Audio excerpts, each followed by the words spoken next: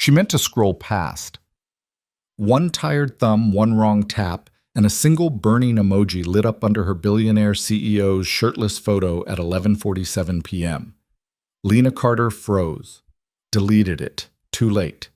23 minutes later, a black car stopped outside her building, and the most feared man in Manhattan finance was knocking on her door.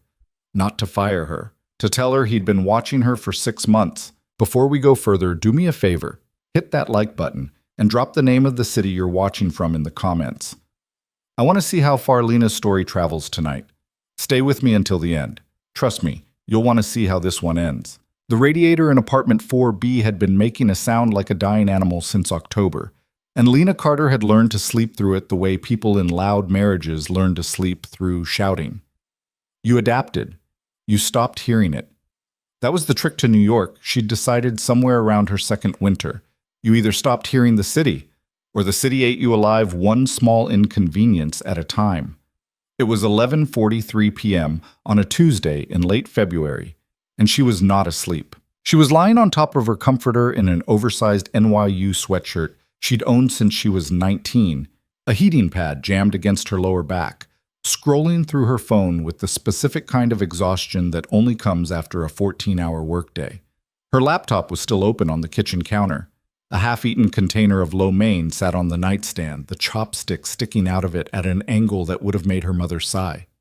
Her mother had been dead for 3 years. Lena still sometimes set the chopstick straight, like an apology. On the screen, her thumb was moving on autopilot. Instagram. Some baby photo from a girl she'd gone to high school with. A dog.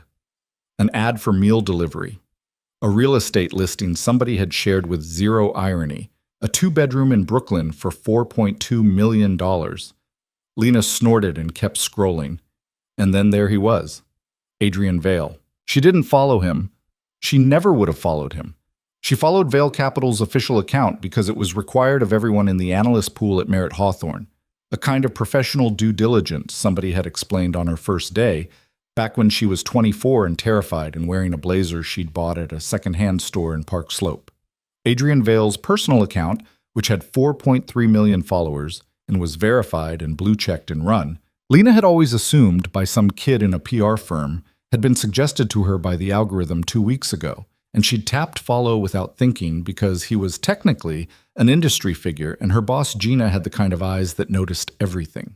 So she followed him. That was the first mistake, 2 weeks ago. The second mistake was tonight. The photo had been posted 37 minutes earlier. Adrian Vale, 38 years old, founder and CEO of Vale Capital Partners, net worth somewhere north of $6 billion, depending on which magazine you believed. Adrian Vale, shirtless, sitting on the edge of a hotel bed, in what looked like a suite somewhere expensive, a white towel loose around his hips, his dark hair still wet from a shower, looking at something off camera with an expression that wasn't a smile exactly. It was the look of a man who had just heard something he didn't like and was deciding calmly how he was going to handle it. The caption said, Zurich, 4 a.m., can't sleep. A Lena on her back, in her sweatshirt, with her hair in a knot and her face full of drugstore retinol, looked at it for exactly 4 seconds too long. Her thumb moved. She didn't even feel herself do it.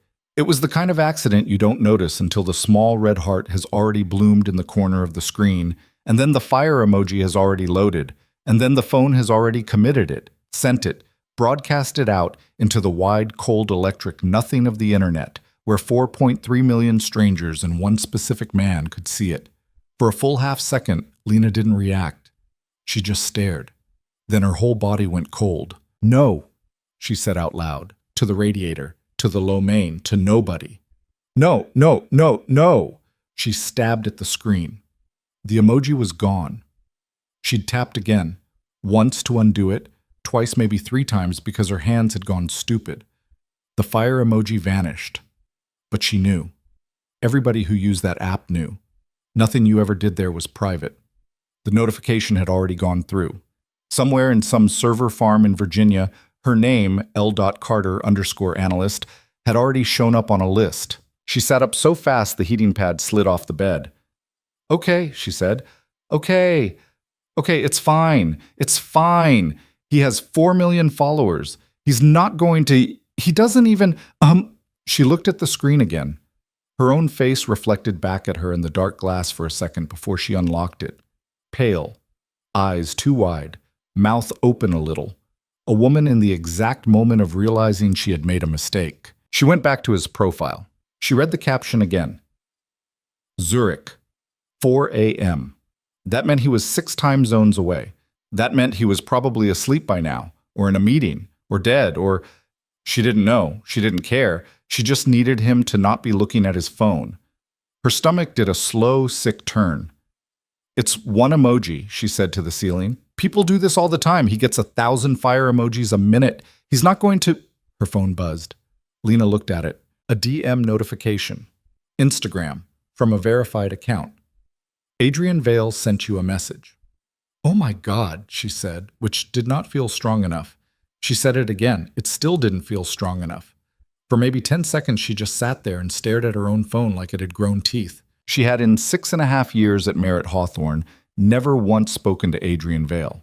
She had been in the same ballroom as him, once, at the firm's 10-year gala, and she had watched from across a catering table as her boss's boss shook his hand and laughed too loudly at something he said. She remembered, very specifically, that Adrian hadn't laughed back. He had looked that night like a man who was tired of being in a room. She didn't open the message. She set the phone face down on the comforter. She got up. She walked, stiffly, like her joints had forgotten how, into the kitchen. She poured herself a glass of water she did not want. She drank half of it. She stood at her counter in her sweatshirt and bare feet and stared at the refrigerator, which had a single magnet on it, from a dentist in Queens she hadn't visited in 2 years. And she thought, very clearly, I am going to be fired. In the morning, I am going to be fired. Then she walked back to the bed. She picked up the phone. She turned it over. She opened the message. Was that on purpose? 3 words. No punctuation after the question mark beyond the question mark itself. No emoji. No ha. No LOL. No sent in error. Like a normal person would send, which just... Was that on purpose? Lena read it 6 times. The cursor blinked at her from the reply box. Her thumbs hovered. Everything she thought to type sounded like a woman about to be fired. So sorry, Mr. Vale, complete accident. My phone was in my hand and No. Hi, Adrian. I apologize for... Absolutely not. Nobody called him Adrian. She was an analyst 3 tiers removed from a fund he didn't even directly own, and also she did not, in fact, know him. She typed, I'm so sorry. That was a mistake. I didn't mean to. She deleted it. She typed, sorry, pocket tap. Apologies, Mr. Vale. She deleted it. She typed finally because her hands were shaking and she couldn't think of anything else. No, I'm sorry. She stared at it for a long time. She hit send before she could talk herself out of it. The little scene indicator popped up immediately. 3 dots appeared. He was typing. Lena put her hand over her mouth. The dots stopped. The dots started again. The dots stopped.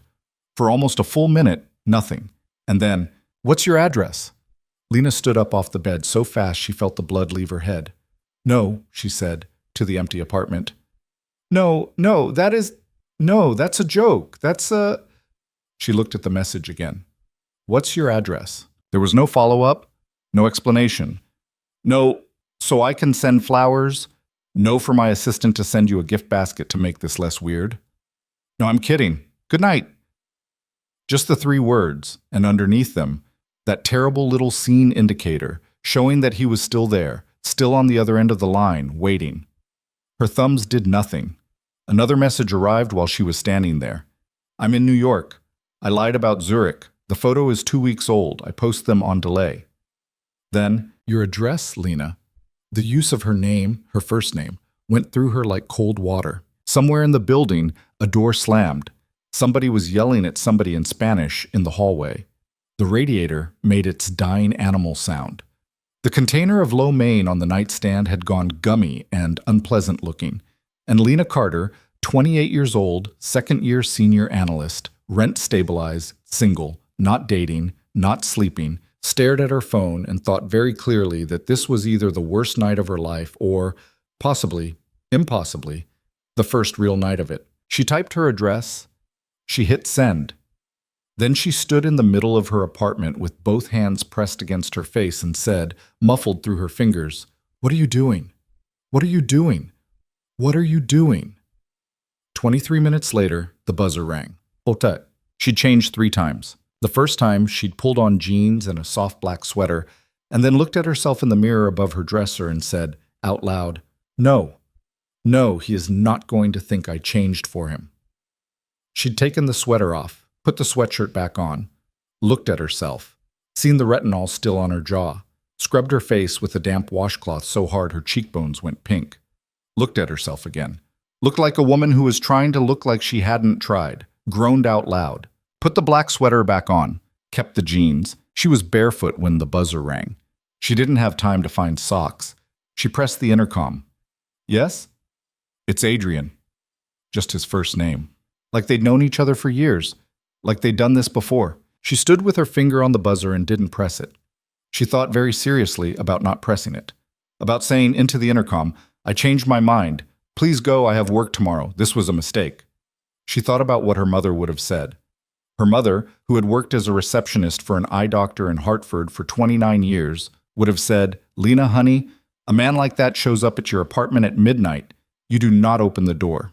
Her mother had also been married, unhappily, for 31 of those years, to a man who had never once in his life shown up anywhere unannounced. Lena pressed the buzzer. The door clicked. She listened to the elevator. She heard it stop. She heard footsteps in the hall. All, not rushed, measured. A man who knew which door was hers and was walking straight to it. There was a knock. 3 short ones. She opened the door. He was taller than she remembered from the gala. That was the first stupid thing her brain landed on. 6'2", maybe 6'3", in a charcoal overcoat that was wet across the shoulders from a snow she hadn't noticed had started. His hair was shorter now than in the photo, darker, threaded with the first honest touches of gray at the temple. He wasn't smiling. He looked tired. He looked actually a little nervous, which she had not been prepared for at all. "Hi," he said. "Hi," she said. Neither of them moved. "I'm sorry," he said. "I know this is insane," she said. He nodded. "Yes." Like actively insane. Like the kind of thing you read about on a true crime podcast and go, "Why did she open the door?" "I know." "I have pepper spray," she said, which was not true. She had, at some point, in the aftermath of a bad breakup when she was 25, ordered pepper spray from Amazon, and then forgotten to use the discount code, and then canceled the order. Adrian Vale looked at her, standing in her doorway in her black sweater and her bare feet, and a muscle in his jaw moved like he was trying not to smile. "Fair," he said. "Why are you here?" He took a breath. "May I come in?" "No." The no came out before she could stop it. It sounded cleaner than she felt. She watched his face, really watched it, for the flicker of a rich man not being used to being told no. It didn't come. Instead, he nodded once, like, "Yeah, that's reasonable," and stepped back half a pace. He put his hands in his coat pockets. He looked past her, briefly, at her apartment. She knew what he saw. The lo mein, the heating pad, the cheap IKEA bookshelf packed 3 rows deep. And he didn't flinch, which she hated him for a little, because it meant he'd already decided not to. "I'll talk from here," he said, "if that's all right." "Fine. I liked your note," he said, "on the Winthrop acquisition." Lena blinked. "Last August," he said, "your team put together a diligence packet. There was a footnote, page 41, about a receivables mismatch in the Eastern European subsidiary. The fund passed on the deal because of that footnote." "That was me," she said slowly. "I know." "How do you know?" "I asked." You asked?" "Your name wasn't on the packet. I asked whose footnote it was. Gina Morrison told me." Lena's hand tightened on the doorframe. Gina Morrison, her boss, had never once mentioned it. Not in her review, not in the quarterly, not once. "That was 6 months ago." "I know." "And you've been, what, watching me? For 6 months?" He winced a little at the word watching. She was glad. "Reading you," he said. "Your team sends up memos. I read them. For the last 5 months, I've been reading yours first. That's a very lawyer-approved way of saying watching. Yes. They stood there. The hallway light above his head was one of the cheap fluorescent ones that flickered every 90 seconds. It flickered. He didn't react to it. "Why are you here, Adrian?" she said. It was the first time she'd used his name. It felt like stepping off a curb. He looked at her for a long second. "Because you hit a fire emoji on a picture of me at 11:47 at night," he said. "And everybody in the world hits fire emojis on pictures of me, and for the first time in about 4 years, it meant something." "It didn't mean anything," she said fast. "I hit it by accident. I was half asleep." "I know."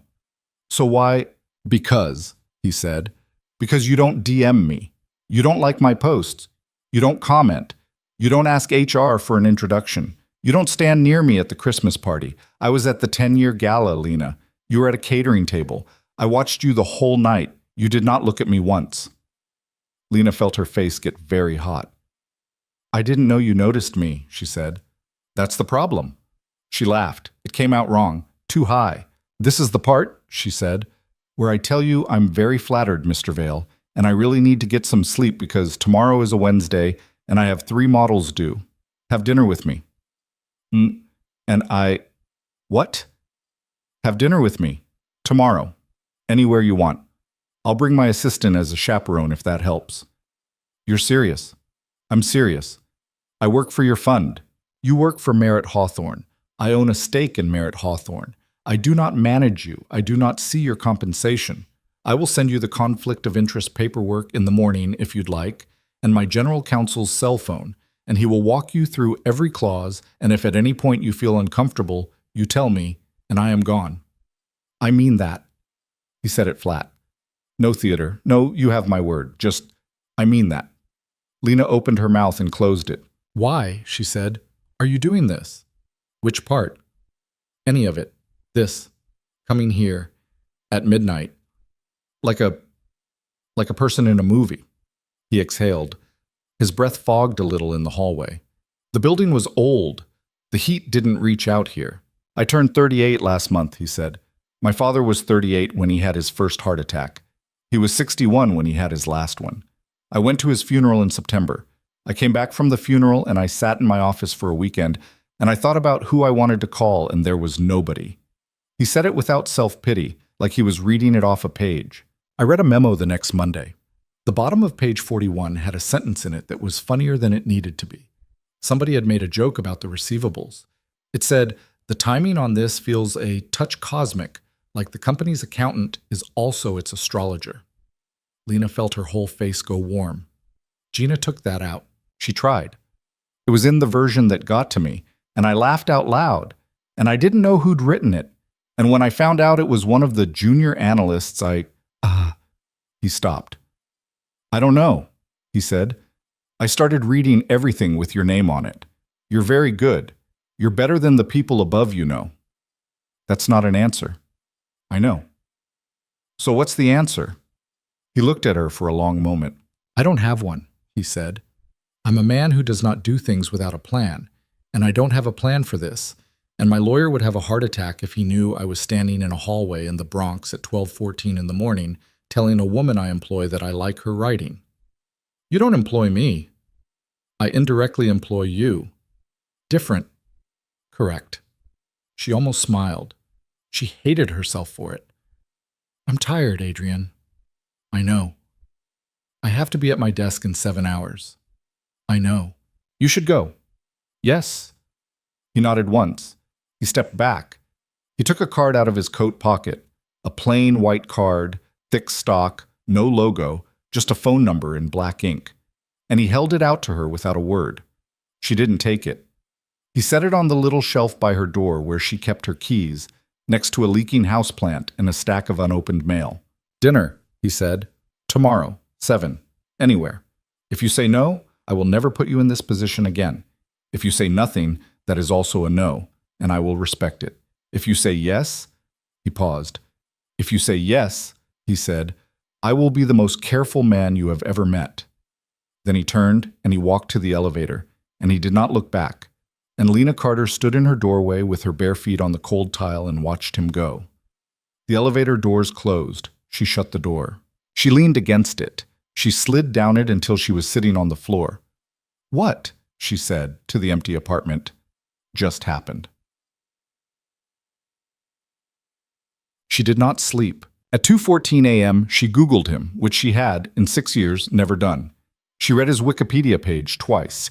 She read a Forbes profile from 2021 and a Bloomberg profile from 2023. She read a gossip item from page 6 in 2019 that claimed he'd been briefly engaged to a French model named Camille. She read a thread on Reddit from 3 years ago where a commenter who claimed to be a former Vail Capital junior had said, "He's harder on himself than anyone else in the room, but he will not protect you. He expects you to protect yourself." At 3:02 a.m., she read a New York Times piece from November about his father's death. The piece mentioned that his father, Richard Vail, had founded a smaller investment firm in the 80s, and that Adrian had not taken the firm over when his father retired in 2007. That Adrian had started his own company instead, with nothing from his father but a loan, which he had repaid in full in 14 months. The reporter had called it a quiet kind of independence. Lena read that line 3 times. At 3:40 a.m., she read a Reuters piece from 2022 about a man named Martin Hale. Martin Hale owned a hedge fund that had, according to Reuters, lost a 9-figure bet to Vail Capital in 2019. Hale had spent, the article suggested, the 4 years since systematically building a rival position against Vail across 3 markets. In one quoted line, an anonymous source described Hale as the kind of man who keeps a list. Lena read the piece twice. She didn't know why. Something about it snagged on her. She closed her laptop at 4:11 a.m. She lay in the dark. The radiator made its sound. She stared at the ceiling and thought about the way Adrian had said, "I will be the most careful man you have ever met," and the way he'd said it like he was making a contract with himself, not her. She slept eventually, for 2.5 hours. Yet, Gina Morrison cornered her at 8:47 a.m. by the espresso machine on the 32nd floor. "You look like hell, Carter." "Thanks, Gina." "Radiator?" Radiator. Gina was 52, divorced, wore her hair in a blunt gray bob, had once, famously, made a male SVP cry in a meeting, and drank her coffee black with 2 sugars. She had been the closest thing Lena had to a mentor since her 2nd month at the firm. "Walk with me," Gina said. Lena walked. They took the corner office hallway, the one with the view of the river. Gina didn't speak until they were past the glass wall of conference room C. "Adrian Vail's assistant called me at 7:15 this morning," Gina said, in the same voice she used to ask about Q3 numbers. Lena's stomach dropped into her shoes. "To ask whether there is any formal or informal reporting line between you and Vail Capital." "Gina, there isn't. I told him there isn't. He sent me a document at 7:43 confirming there isn't. I signed it. It's on your desk." "Gina, I can explain." "Not interested." Gina turned a corner. Lena followed. "Carter, look at me." Lena looked. Gina's eyes were not angry. They were something else. Tired. Maybe concerned. "I've been in this industry for 26 years, Gina said. "I know 4 women who married up. 3 of them are miserable. The 4th one runs a nonprofit in Connecticut and doesn't answer my calls anymore." "Gina, nothing has happened." "I didn't say it was. I said be careful. Adrian Vail is a very good man by the standards of men with $6 billion, which is a low bar, which you know, because you're not stupid. What's happening to you is flattering. It is also dangerous. Not in a hitman way, in a your career way, in a your personhood way. A man like that has a gravity well, Carter. You fall in, you do not climb back out." Lena was quiet. "I'm telling you this," Gina said, "because nobody told me when I was your age, and I wish somebody had." "Okay, that's it? What else do you want me to say?" Gina looked at her for a long moment. "Just don't disappear into him, Carter. That's all I'm saying. Whatever you do, don't disappear." She patted Lena once, awkwardly, on the shoulder. Gina did not touch people, and walked back toward her office. Lena stood in the hallway for a full minute. Then she went to her desk. The document was there, a sealed envelope with her name on it, in a handwriting she didn't recognize. She didn't open it. She slid it into her top drawer. At 11:02 a.m., her personal phone buzzed. A text. An unknown number. "This is Adrian. Dinner's at 7 at a place called Arella's on 52nd. They have a back room. I've reserved it. No one will see us. If you're not there by 7:15, I'll leave, and I'll never contact you again. Either way, thank you for last night. A. She read it. She read it again. She put the phone face down on her desk. She opened her model. She stared at it without seeing it. At 11:46, she picked up the phone. She typed, "I'll be there." She hit send. Then she sat at her desk on the 32nd floor of a building she could not afford to live near, and she looked out at the river, and she thought about what Gina had said about gravity wells, and she thought about a man in a wet overcoat saying, "I will be the most careful man you have ever met." And she thought, for the first time in 3 years since her mother, about how long it had been since anyone had looked at her like she was worth being careful with. The phone buzzed. Good. That was all. Just good. Across town, on the 47th floor of a building on Park Avenue, Adrian Vale set his phone face down on a glass desk and exhaled through his nose. His assistant, Priya, was standing in the doorway. "Car for 4?" she said. "Yes." "Back entrance?" "Yes." "You want me to do the usual with the cameras on 52nd? "Yes, thank you, Priya." Priya hesitated. "Sir?" "Don't." Sir Martin Hale's people were in the lobby of Merritt Hawthorne at 8 this morning. Unrelated meeting, supposedly. But Adrian's head came up. "Which floor?" 32nd. There was a very long second of silence. "He knows," Priya said carefully, "or he's going to." Adrian Vale, founder and CEO of Vale Capital Partners, looked out the window of his office at the gray winter sky over Manhattan, and for the first time in a long time, he felt something like fear. Not for himself. For a woman in a black sweater with bare feet who had opened her door to him at midnight and told him she had pepper spray. "Call Davis," he said. "Legal?" "Security." "Sir." "Now, Priya." She went. Adrian stood at the window a long time. The snow had started again. Down on the street, 47 floors below, people moved in small dark shapes, hurrying through weather none of them had chosen. He picked up his phone. He looked at her message. "I'll be there." He closed his eyes. "Please," he said very quietly, to no one, "be smarter than me." Then he put the phone in his pocket, and he went to find his coat. Arella's sat between a dry cleaner and a shuttered bank on a stretch of 52nd Street that most people walked past without noticing, which was, Lena understood the moment she saw it, exactly the point. The awning was a faded green.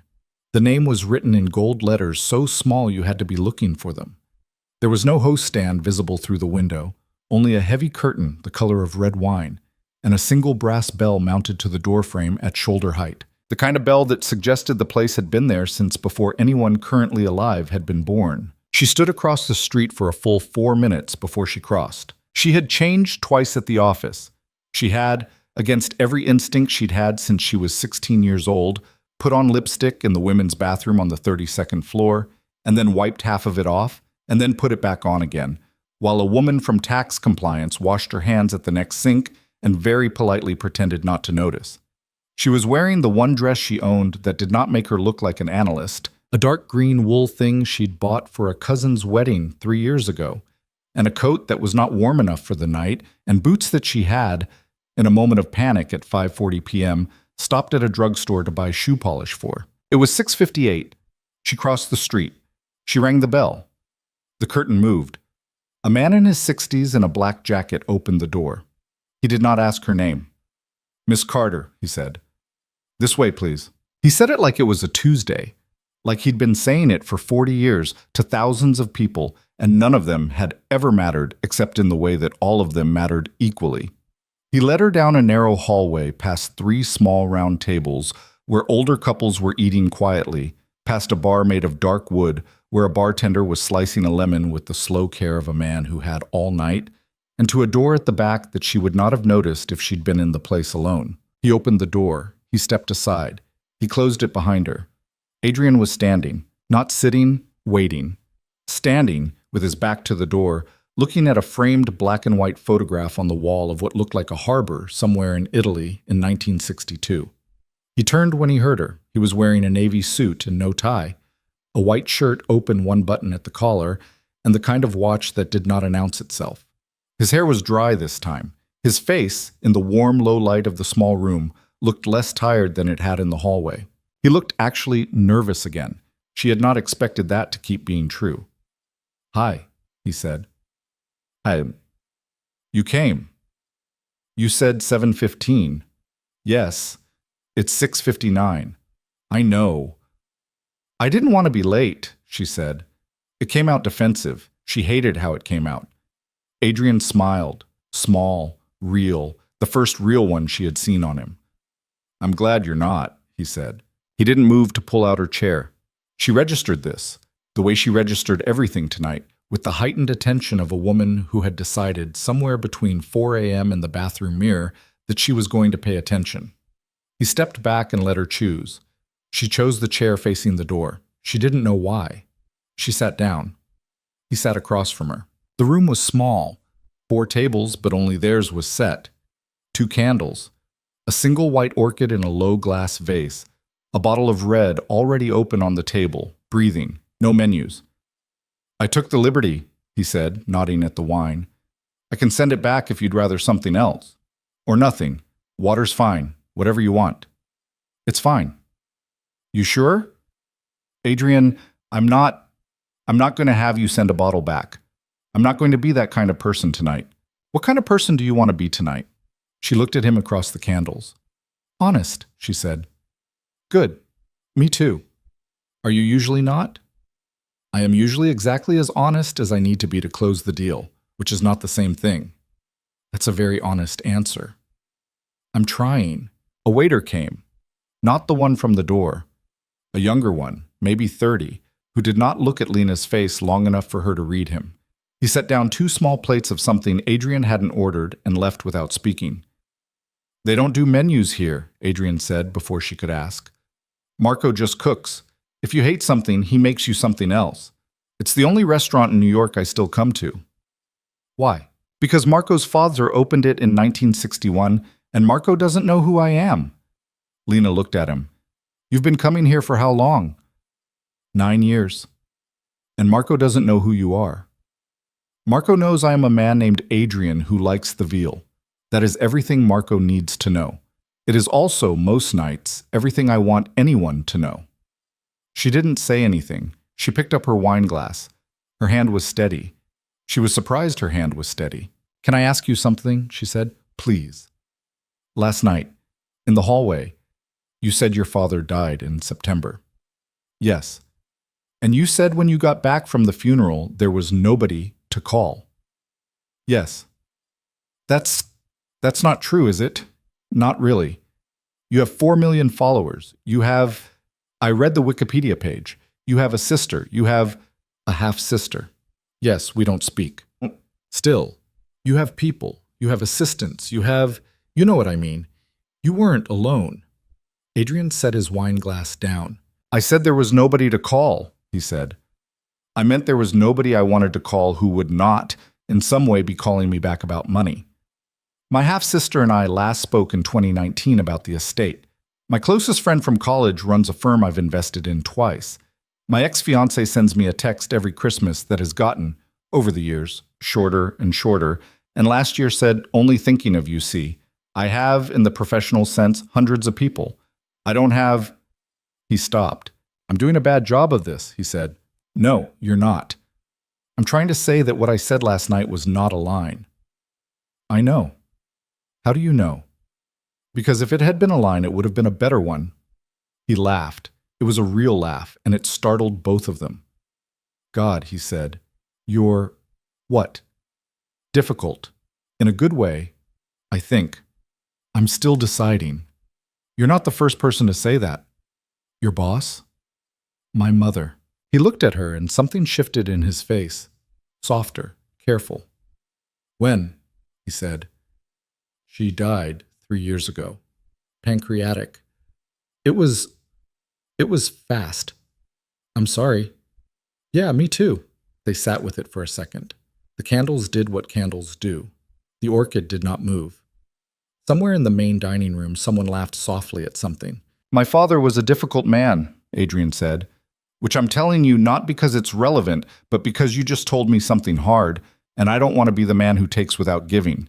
He made a lot of money in the 80s. He lost most of it in the 90s. He made it back. He was cold to my mother. She died when I was 22. I was angry at him for that for about 15 years. When he got sick, I went to see him, and we talked for 3 hours about whether the Mets were going to fix their bullpen, and then he died 6 weeks later, and I realized I had been waiting my whole life for an apology I was never going to get. And I also realized he was a man who had done his best with what he had, and what he had was not much, emotionally. And that's the part that broke me. Not that he'd been cold, that he'd been trying. Lena looked at him. "That's not a line either," she said. "No." "Okay." "Okay." The waiter came again, some kind of pasta, thin, with a sauce she couldn't identify, but that smelled like butter and sage and something that had been cooking for 3 days. He left again. "Adrian." "Yes." "Why am I here?" "Because you said yes." "That's not what I mean." "I know." "Why are you... What is this? What are we doing?" He turned the stem of his wine glass with 2 fingers. He thought for a long moment. "A year ago," he said, "my therapist, I have one, which would shock most people who read about me, she asked me to make a list of the last 10 women I'd been involved with. I did. She asked me what they had in common. I said they were all beautiful. She said, try again. I said they all had Instagram. She said, try harder. I sat with it, and I realized..." He stopped. "I realized they had all wanted something from me. Not money. I'd have respected that more, honestly. They had wanted proximity. They had wanted the story of having been with me, and every one of them had pursued me first. Every single one. And I had let them, because it was easier. And because I am 38 years old and I am tired, Lena. I am so tired of being chased by women who do not actually see me." Lena didn't say anything.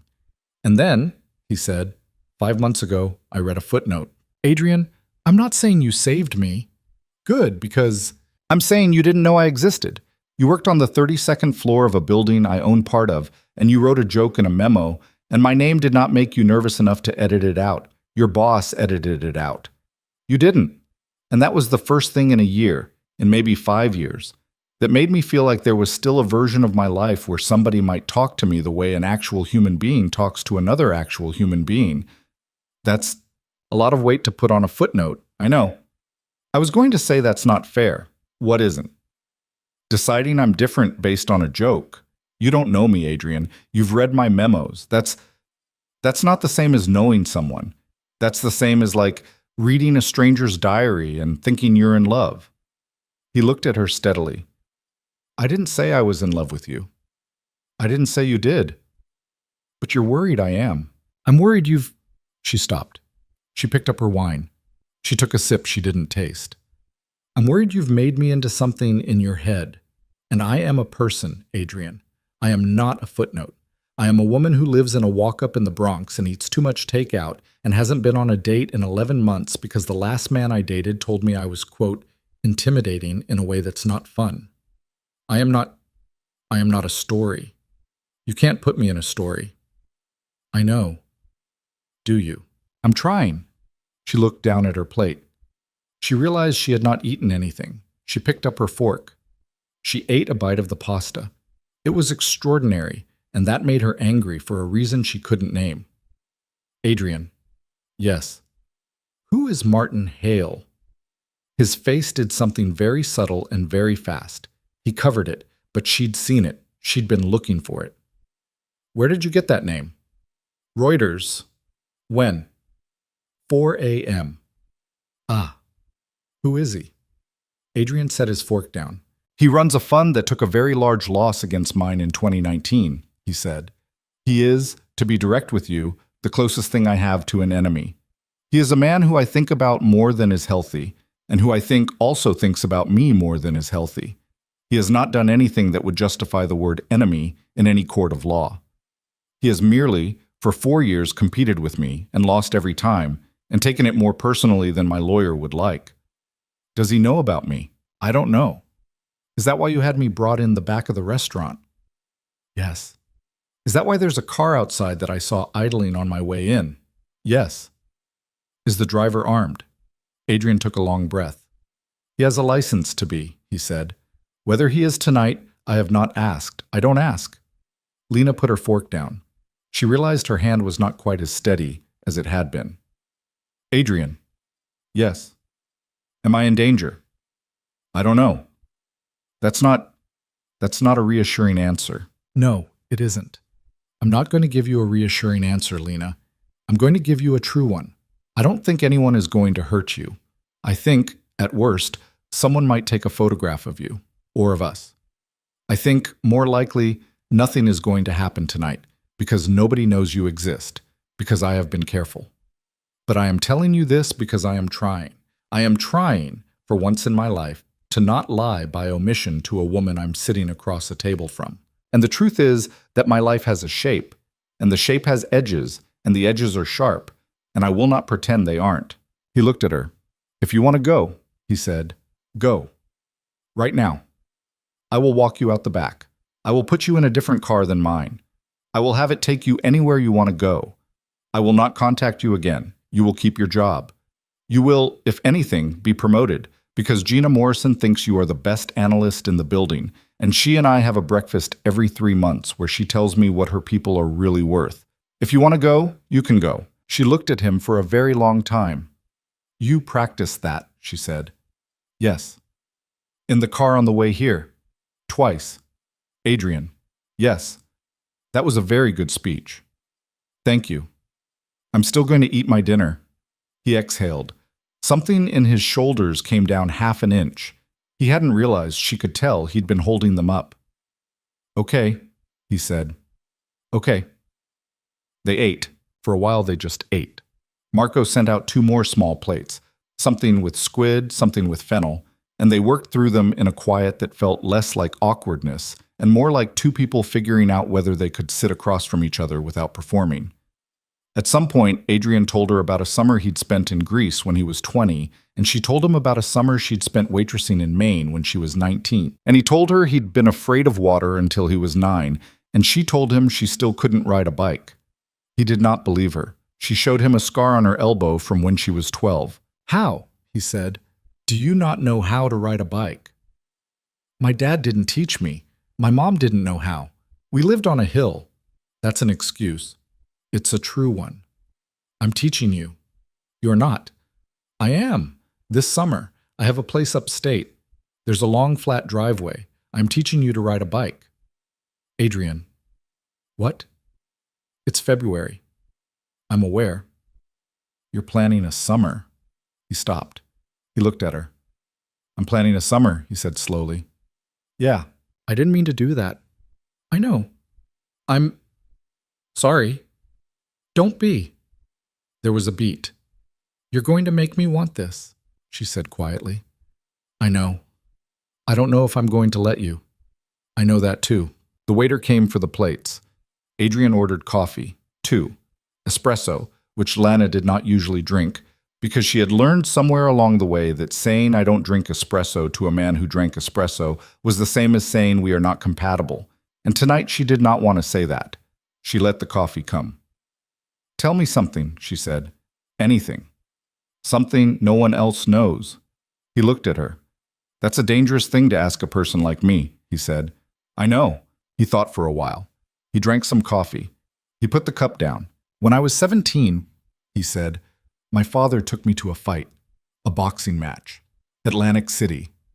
There was a man on the undercard, an older guy, maybe 41, 42, who'd been fighting his whole life and was never going to be anybody.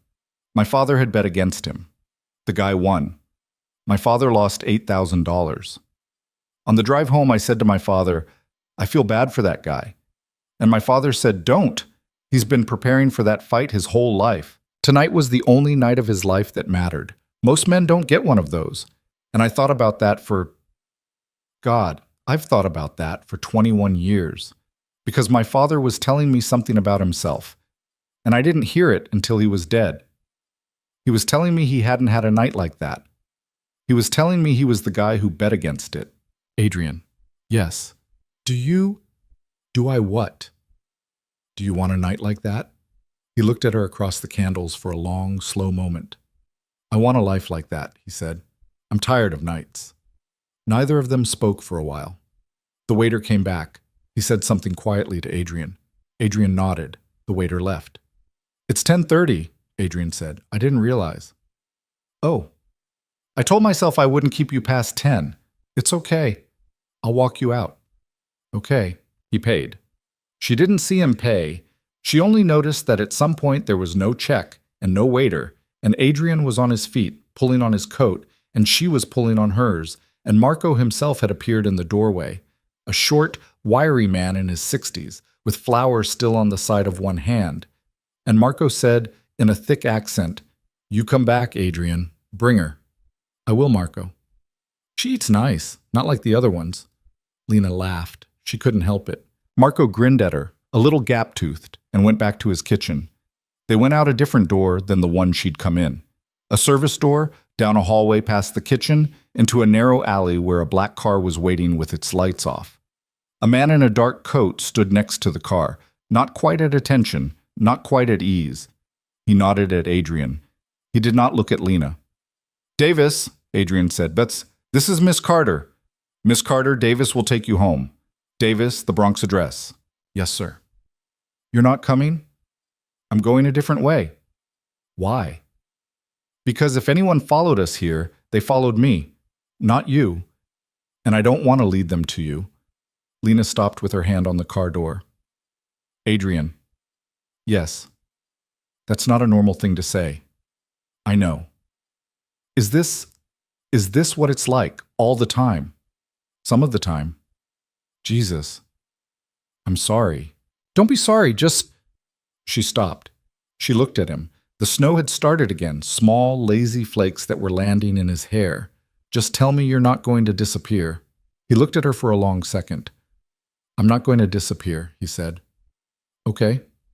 I'll call you tomorrow." "Okay." She got in the car.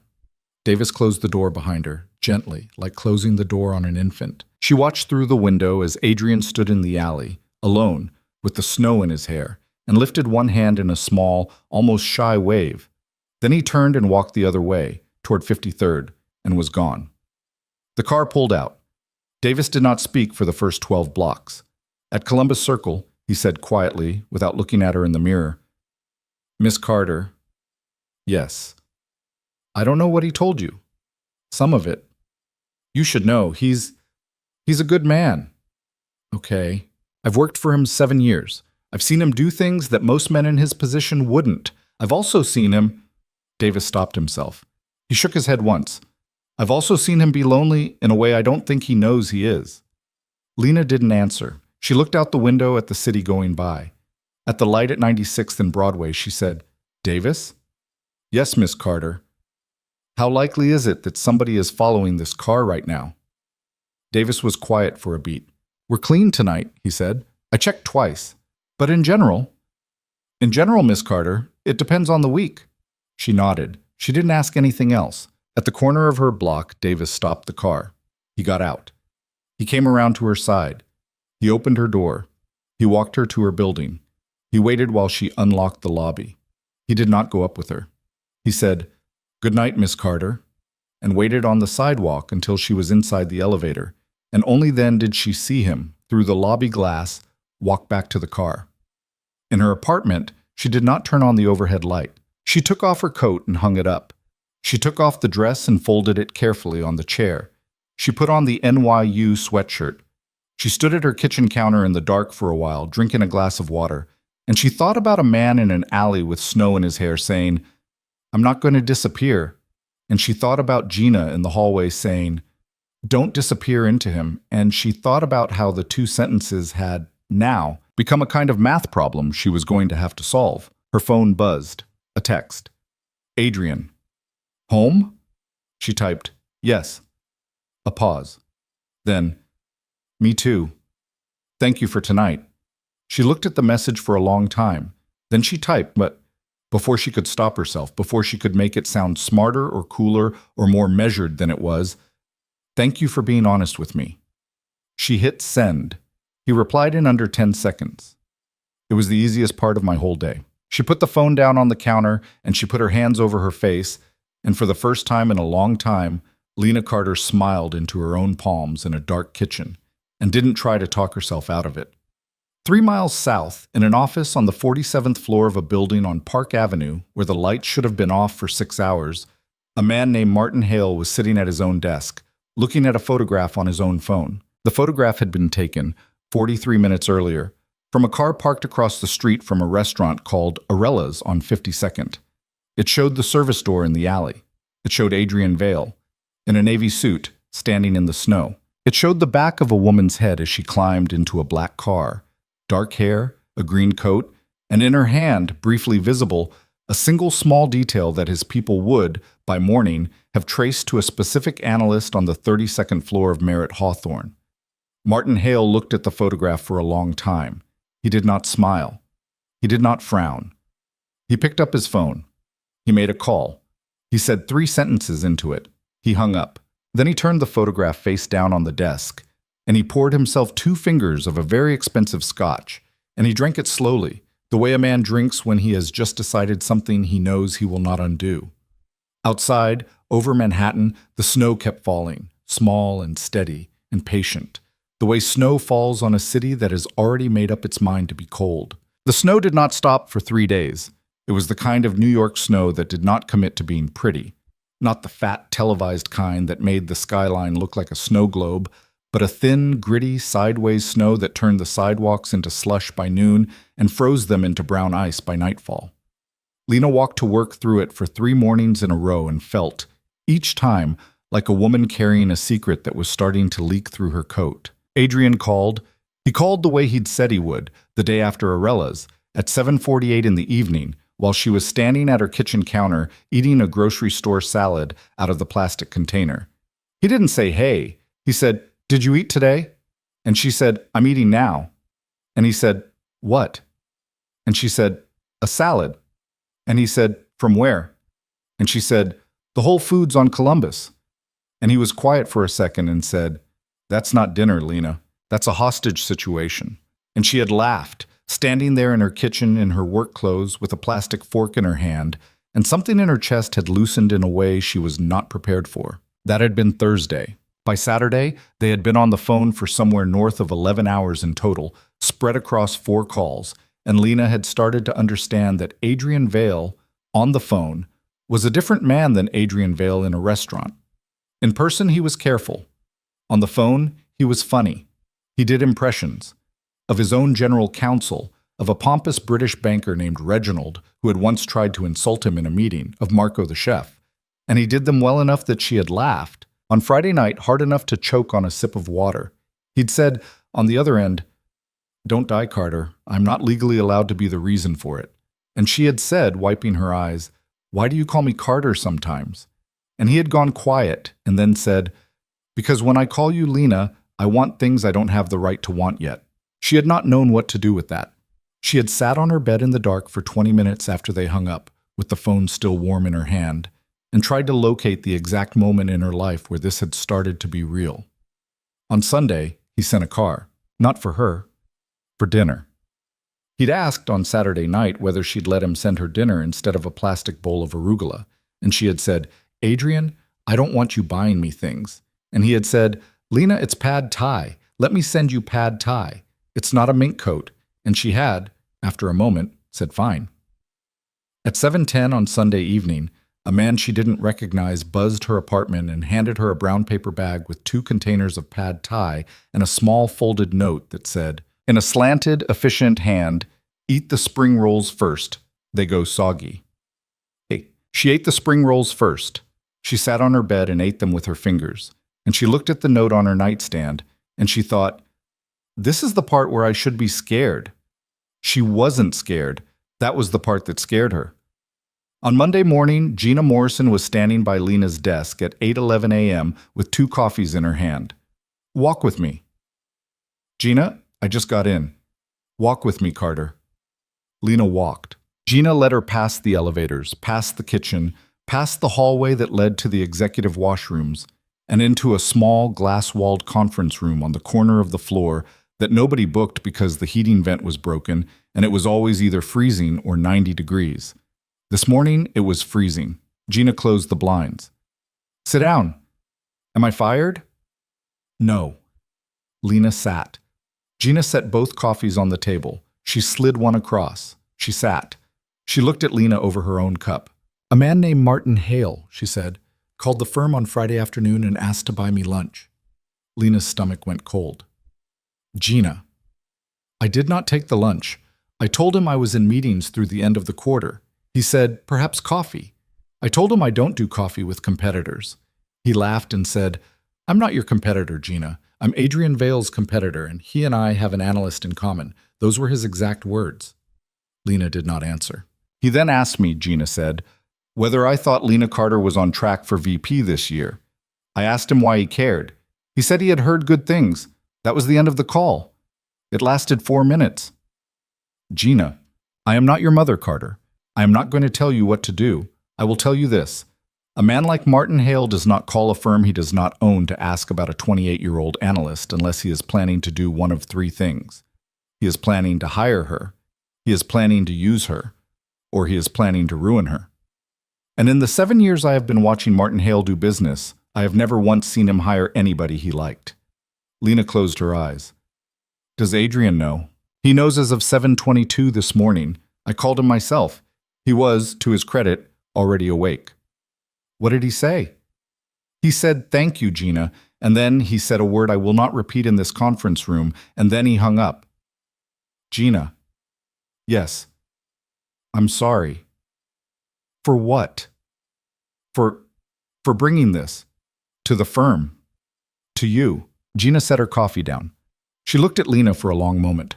Her face was unreadable in the way that only a 52-year-old woman's face can be unreadable. Not hiding anything, exactly, just layered thick enough with every other face she'd ever worn that you had to earn the right to see through it. Carter, she said, you didn't bring anything to this firm. You walked into an elevator one day 6 months ago, and a man who already owned the building decided to notice you. That's not your fault. That is the opposite of your fault. What I said to you in the hallway last Wednesday, I still mean, don't disappear into him.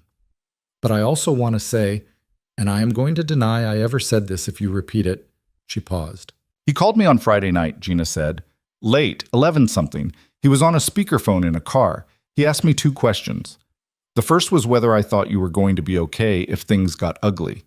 The second was whether I would consider it a personal favor to him if I kept an eye on you in a way that did not make you feel watched. Nobody has asked me a question like that in 25 years of Men with Money, Carter. Nobody. I told him yes to both. Lena stared at her. He asked you that. He asked me that. He didn't tell me. No, he wouldn't, which is, for whatever it's worth from an old woman, the first real data point I have on him as a man and not a balance sheet. Lena put both of her hands flat on the table. Gina, I don't know what to do. I know. I've known him for 6 days. I know. This is insane. Yes. What do I do? Gina picked up her coffee. She took a long sip. She set it down. You figure out, she said, what you're willing to lose. You figure out what you're not, and then you act like a person who knows the difference. That is all any of us ever does, Carter. That is all there is. Gina stood up. At the door, with her hand on the handle, she paused. One more thing. Yes. If Martin Hale's office calls you directly, and he will, eventually, Carter, he will, you do not pick up. You do not take a meeting. You do not accept a coffee. You call me. You call Adrian. You call the security desk. You do not engage. Are we clear? Yes. Good. Gina walked out. Lena sat in the cold conference room for another 6 minutes. She did not drink her coffee. She looked at her own reflection in the dark glass of the window, a small, tired, pale-faced woman who had, a week ago, been somebody nobody was watching at all. She thought, Gina is a good person. She thought, Adrian is asking people to keep me safe without telling me. She thought for the first time about whether safe was something that was going to stay a word she could use about her life. At 11:14 that same morning, her work phone rang. Unknown number. She did not pick it up. It rang again at 11:22. She did not pick it up. At 11:40, a calendar invitation appeared in her inbox. It was from an assistant at a firm called Hale Brothers Capital. Subject: Introductory coffee. Mr. Hale requests the pleasure. Body. Wednesday, 7:30 a.m., the Carlisle. Mr. Hale looks forward to meeting you. Lena looked at the invitation. She did not click decline.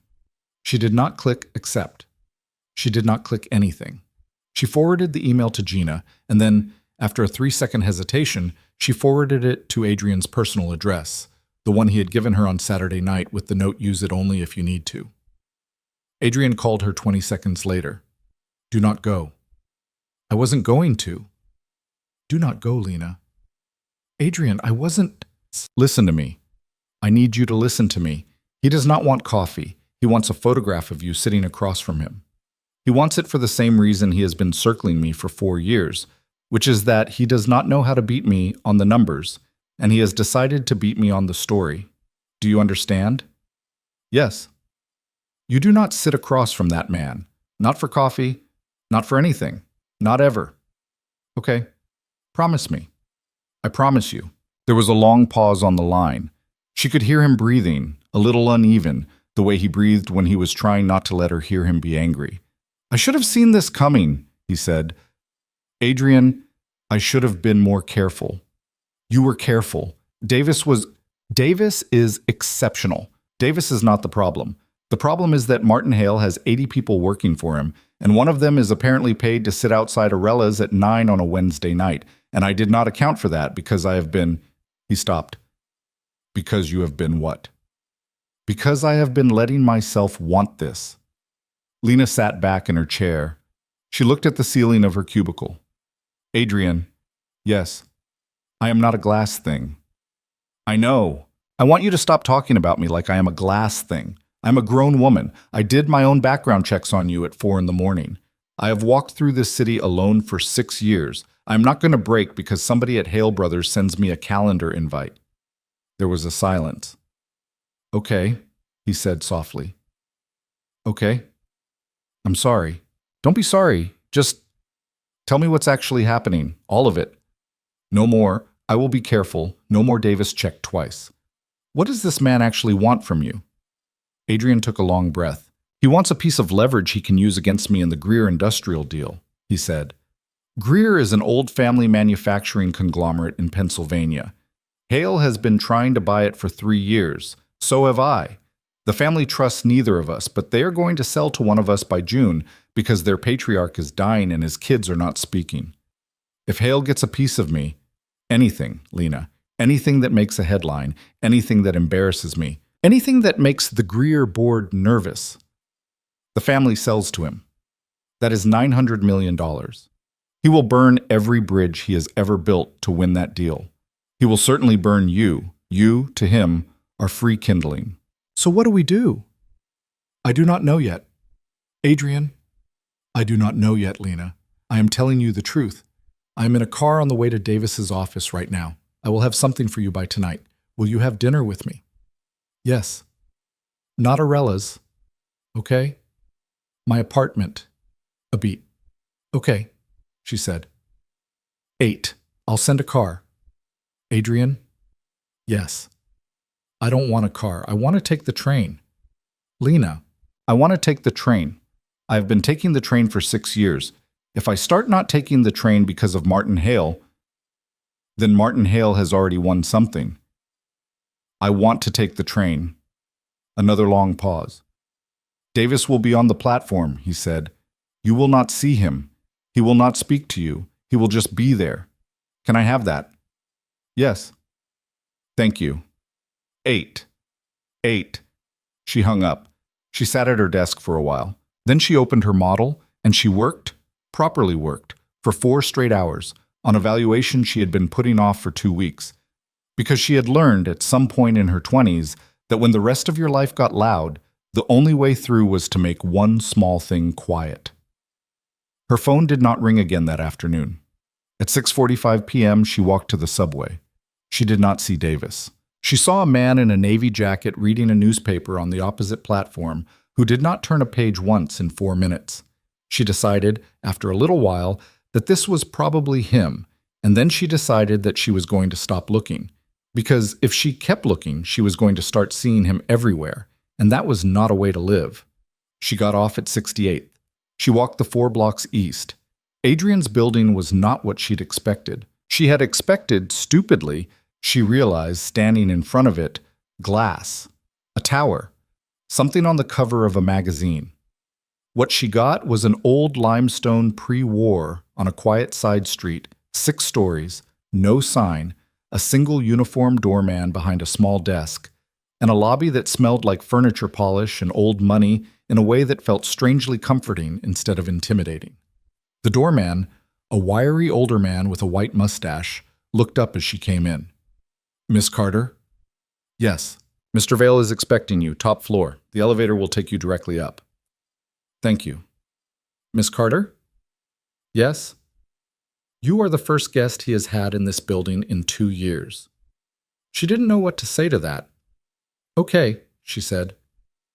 "I only mention it," the doorman said gently, "because he told me to tell you." She rode the elevator up.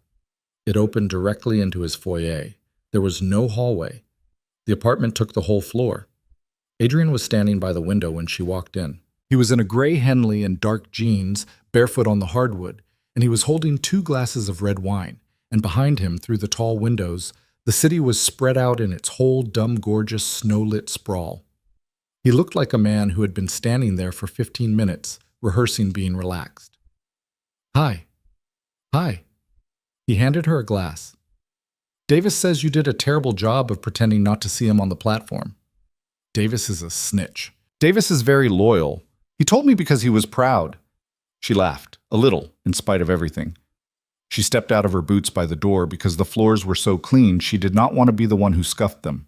She took the wine. She walked to the window. The view was of the park, black and white and endless. She could see her breath on the cold glass. "It's beautiful," she said. "Thank you.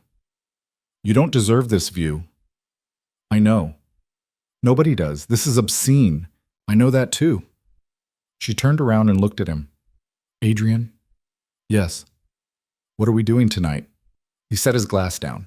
He wiped his hands, once, on the front of his jeans, a small, unguarded gesture she had not yet seen from him. "I'm going to feed you," he said. I will be honest, my housekeeper made, and I am going to warm up. A roast chicken. And then I'm going to tell you about the security arrangements I have put in place around your apartment, which you are going to hate. And then I'm going to tell you about a plan I have to end this with hail in the next 6 weeks, which you are also going to hate, but for different reasons. And then, if you still want to be in the same room with me after all of that, I'm going to ask you whether you are my girlfriend, because I am 38 years old, and I do not have time to be cool about this, and I would like to know." Lena stared at him. "Adrian." "Yes. That's a lot." "I know. You're very bad at pacing yourself." "I know that too." She took a long sip of wine. She set the glass down on the window ledge. "Okay," she said. "Okay?" "Okay. Feed me. Tell me about the security. Tell me about Hale. And then ask me your question." He exhaled. She had the very satisfying feeling of watching a man relax by half a degree. "Fair," he said. Dinner was, as promised, a roast chicken, on a small dining table in a kitchen that was too big for one person and was clearly never used by one. He apologized for the kitchen. She told him to stop apologizing. He told her about the security, 2 new cameras on her block, paid for by a nonprofit he had arranged to donate to that morning so the building's board would approve them without asking questions. A new deadbolt on her apartment door, if she would permit it, and a security professional named Renee, a woman, he emphasized, not a man, who would, if Lena agreed, ride the train with her to and from work for the next 6 weeks, dressed in a way Lena would not recognize and never speak to her. Lena listened. "That last one is too much," she said. "Lena, it's too much, Adrian. It is. I am going to take the train. I am not going to be followed by a woman who is paid to pretend not to know me. I cannot live that way. I will start to hate you." He looked at her for a moment. "Okay," he said. "Okay?" "Yes. The cameras stay. The deadbolt stays. Renee stays off the train. Just like that. Just like that." "You said no." This is a thing I'm going to have to get used to, and I'm going to get used to it now. She looked at him across the table. Thank you. You're welcome. Tell me about Hale. He took a breath. I'm going to call him, he said. Tomorrow, at 3 in the afternoon. I'm going to tell him that I know he sent you a calendar invitation. I'm going to tell him that if he contacts you in any way again, you specifically, Lena, personally, I will sell my short position against his Brazilian holdings at a loss before the end of the quarter and route the funds into a long position on his direct American competitor. And I will make sure every journalist on my list knows I did it. That will cost him, at a minimum, $40 million. And more importantly, his reputation as a man who cannot be intimidated. If I do that to him publicly, the Greer family sells to me in April. And he knows it. What? And if he contacts me anyway, then I do it. $40 million. Yes. Adrian. Yes. That is not a proportionate response. I know. That is not a reasonable thing to do to another human being over a calendar invitation. I know. That is... Lena, listen to me. He did not send the calendar invitation because he wanted coffee. He sent the calendar invitation because he wanted to see if I would flinch. If I do not flinch, he escalates. If I escalate first, he stops. That is the only language this man understands. And I would rather spend $40 million now than spend the rest of our lives together, watching you look over your shoulder. Lena stopped with her fork halfway to her plate. The rest of our lives together. He paused. I am getting ahead of myself again. Adrian. Yes. Ask me your question. He set his fork down. He looked at her across the table. His face did something she did not have the vocabulary for yet. It was not a smile.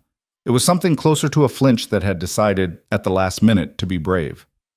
Will you be my girlfriend? He said. I know. It is an absurd word for a man my age. I do not have a better one. Yes. Yes? Yes, Adrian. Just like that. Just like that. He laughed, once, quietly, like the laugh had been waiting in his chest for a week. Okay. Okay. After dinner, they did not watch a movie. They sat on a couch by the window. They talked. He told her about his sister, the half-sister he had not spoken to since 2019, and about how she had 2 children he had only met in photographs, and about how he was lately thinking of writing her a letter.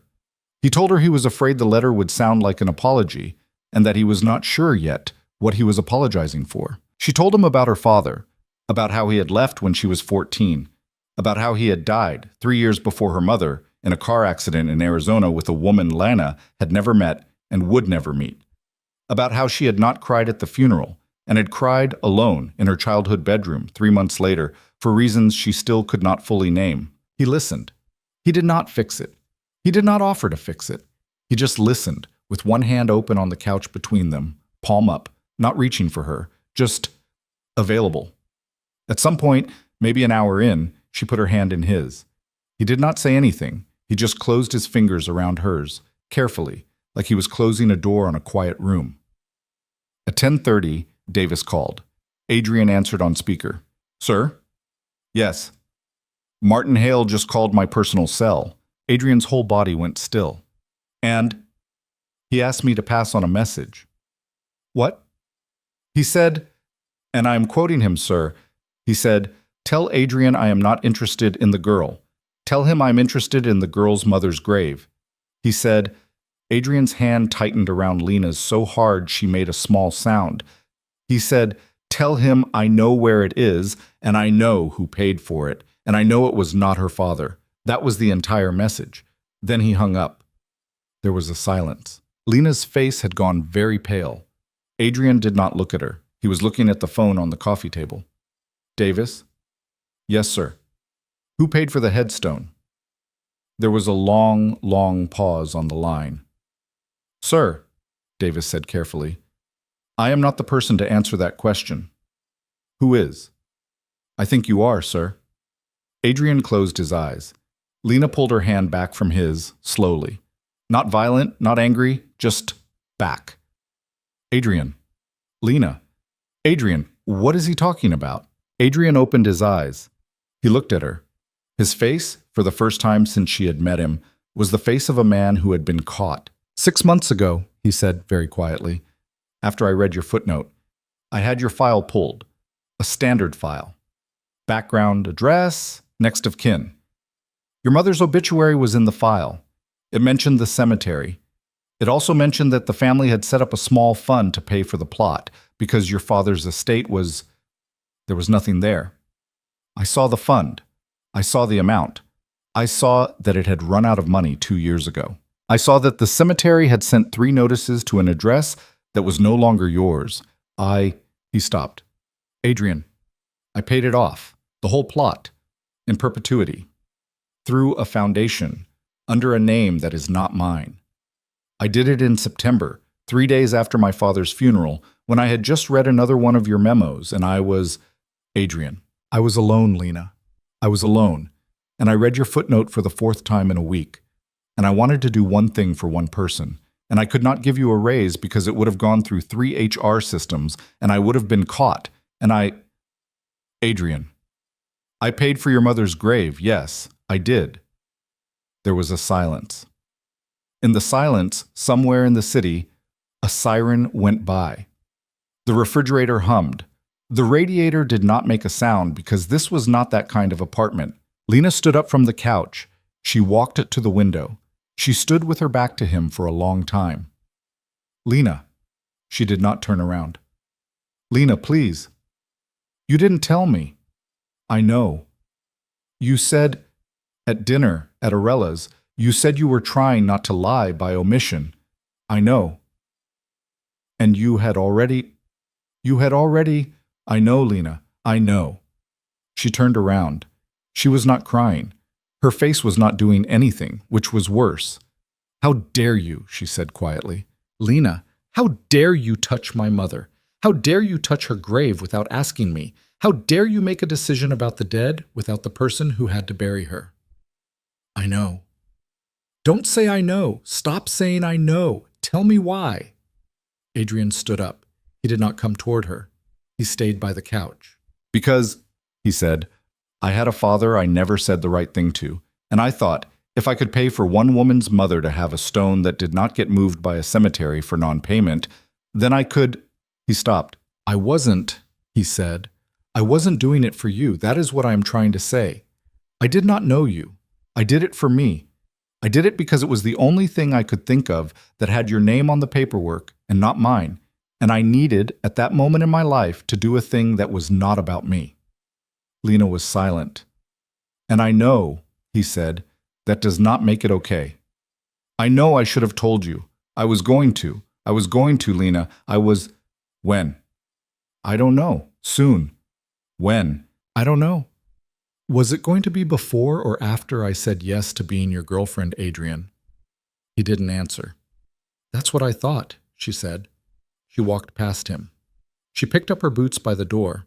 She sat down on the bench by the foyer, and she pulled them on, slowly, with her hands shaking a little, the way hands shake when they are doing something the rest of the body has not yet agreed to. Lena, I'm going home. Let Davis... I'm taking a cab. I don't want Davis. I don't want anybody. I'm going home. Lena, please. She stood up. She looked at him. I am not angry that you did it, Adrian, she said. I want you to hear me. I am not angry that you paid for my mother's grave.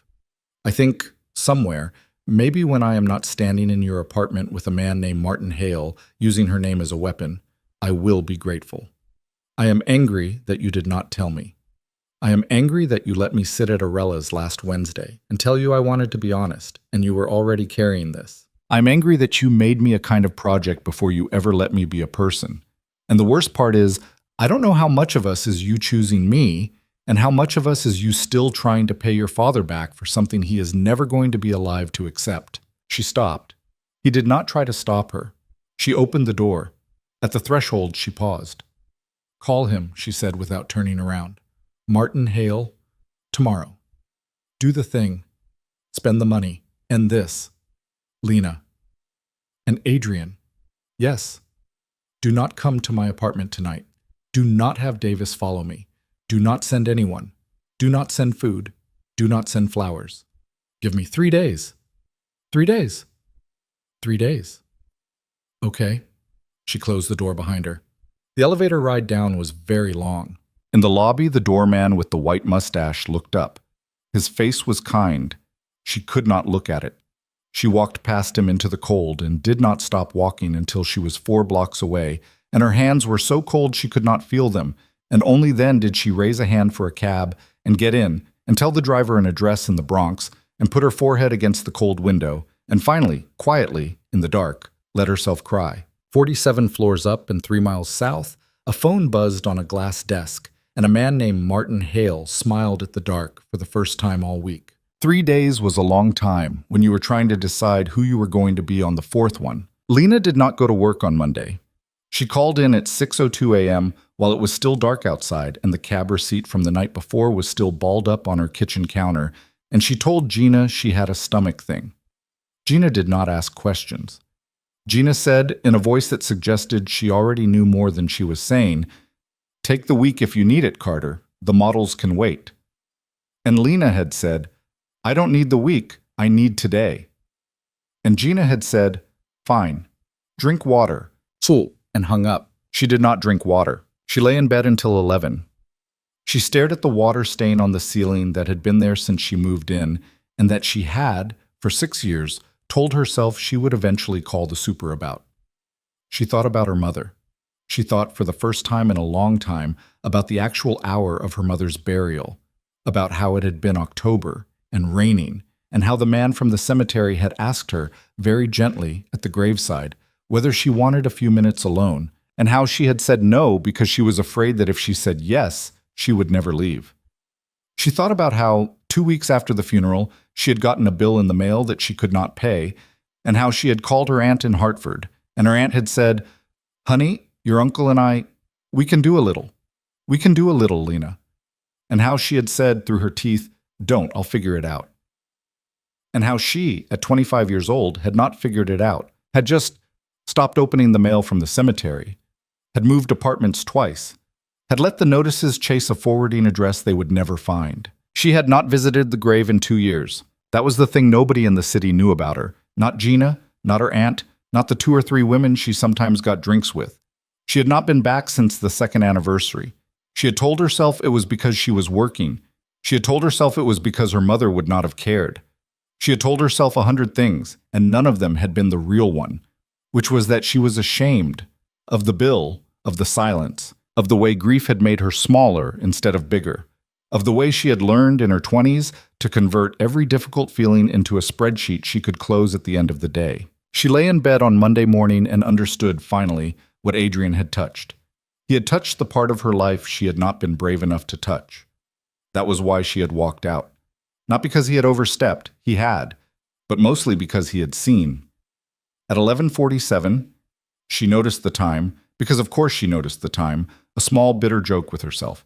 She sat up. She took a shower that was too hot. She got dressed in clothes that did not belong to any version of herself anyone at her office would recognize.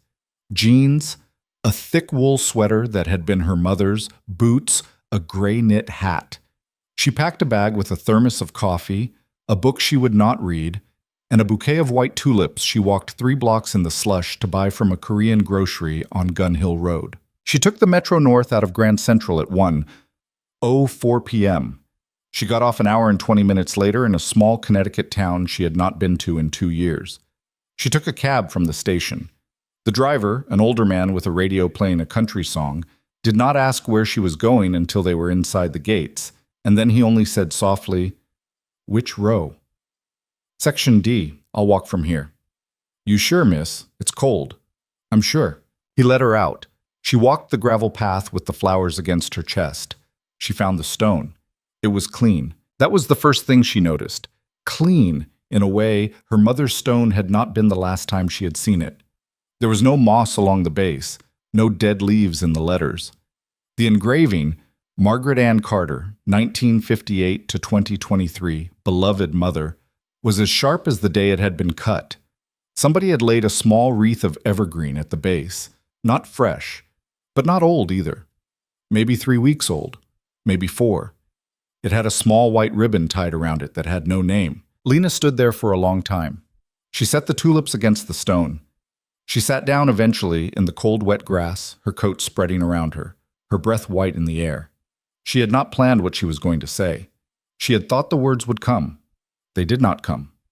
She sat for almost 20 minutes before she spoke, and when she did, it was not what she had expected. "There's a man, Mom." She said it very quietly.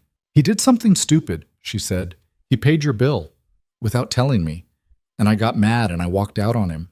And then I came here, and somebody's been clearing your stone, so I guess I know who." She laughed, small, not really a laugh. "I wanted you to meet him. That's stupid, I know. You wouldn't have liked him. You wouldn't have trusted him. You would have made him sit in the kitchen and drink bad coffee, and you would have asked him what his people did for a living, and he would have had the wrong answer, because his people did money, Mom. And you always said men who did money did it because they couldn't do anything else. And I would have rolled my eyes at you, and you would have rolled your eyes back, and—" She stopped. Her throat closed. "I don't know what to do," she said. I am falling for a man I have known for a week, and I am angry at him. And I am also, Mom, I am also the kind of grateful that scares me, because I did not have the money, and I did not have the courage to ask for the money, and I did not have the courage to come back here for 2 years, and somebody came for me, and I don't know what to do with that, because nobody has ever come for me before. You didn't even get to. You were the one who was supposed to, and you were sick, and I had to come for you. And when you were gone, there was no one left whose job it was to come for me." She wiped her face with her sleeve. "I want to let him," she said, to the stone, to the cold, to the evergreen with its unsigned ribbon. "I want to let him come for me. I don't know how. I don't know how to do that without losing the part of me that learned how to do all of this alone. Because the part of me that learned how to do it alone, that's you, Mom. That's what you gave me, and I don't want to give it back." She sat with it. She sat with it for a long time. Then she stood up. Her knees hurt. Her jeans were wet through at the calves. She put her hand on the top of the stone, just for a second, and she said, not to her mother, not really, just to herself, "Okay." She took the train back to the city in the dark. Somewhere around Stamford, she took out her phone and typed a message to Adrian. She wrote it. She deleted it. She wrote it again. She deleted it. She wrote it a third time, short, and she did not delete it. "Tomorrow. My apartment. 7 p.m. I will feed you this time." She hit send. The reply came in 11 seconds. "I'll be there. Thank you." She put the phone face down on her thigh. She watched the dark towns go by through the window of the train, and she thought, this is the part where, if I am smart, I will turn around and run. And she thought also that she was tired of being the kind of smart she had been for 6 years. On Tuesday, she went to work. She worked an ordinary day. She wrote an ordinary memo. Gina walked by her desk at 3:14 and said nothing, only set a paper cup of tea on her desk and kept walking. Lena drank it. At 6, she stopped at a small Italian grocery on Arthur Avenue and bought 2 pieces of fish, a head of fennel, a bottle of wine that cost more than she had intended, and a loaf of bread she had to carry under her arm because her bag was full. She walked home in the cold with her nose running and her hands red, and her plan, such as it was, forming itself sentence by sentence as she climbed the stairs to apartment 4B. She cleaned the apartment, not frantically, just with intention. She scrubbed the counters. She changed the sheets even though she knew, with absolute certainty, that he was not going to see them. She wiped the water stain on the wall behind the toilet. She put the lo mein container, which had impressively still been on the nightstand, in a state she did not wish to examine, into the trash, and she put the trash in the hallway chute. She lit 1 candle on the kitchen table, which was an actual IKEA card table covered with a linen cloth she had found in the back of a drawer, and she thought, this is absurd. He lives in a pre-war on the park. He does not need a candle, and she left the candle. At 6:52, the buzzer rang. She pressed it. At 6:54, there was a knock at the door. She opened it. Adrian was standing there in a black wool coat with the collar up against the cold, holding a grocery bag in one hand and a small bouquet of white peonies in the other, which was absurd because it was February in New York, and peonies did not grow in February in New York, and she made a mental note to be angry about that at a later date, because at this specific moment, looking at him in her hallway with snow on his shoulders and an expression on his face that was very carefully not hopeful. In case hope was the wrong thing, she did not have the energy to be angry. Hi. Hi. I brought bread. I didn't know if I have bread. Of course you have bread. Come in. He came in. He took off his coat. He set the peonies on the counter. He looked around the apartment, really looked for the first time, because on Wednesday night he had not come inside. And she watched him do it. The way his eyes moved over the bookshelf, the small framed photo of her mother on the windowsill, the heating pad, which she had, in a small final mercy to herself, hidden in the closet. His face did not change. He did not react to the size of it. He did not react to the peeling paint on the radiator. He only stopped at the photograph. This her? Yes. She has your eyes. Other way around. Right, yes, sorry. He turned from the photograph. He looked at her. Lena. Wait. Okay.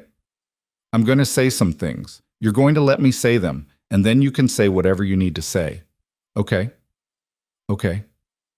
Sit. He sat. At the card table. In his charcoal sweater and his dark jeans on a folding chair in a one-bedroom in the Bronx. It was a sight she was going to remember for a long time. She did not sit. She stood at the counter and she poured 2 glasses of wine and she kept her hands busy and she said it without looking at him. I went to my mother's grave yesterday, she said. Okay. It was clean. The stone. There was a wreath. It wasn't mine. I'm assuming it was mine. I had somebody. There's a service. I'm sorry. I should have told you about that too.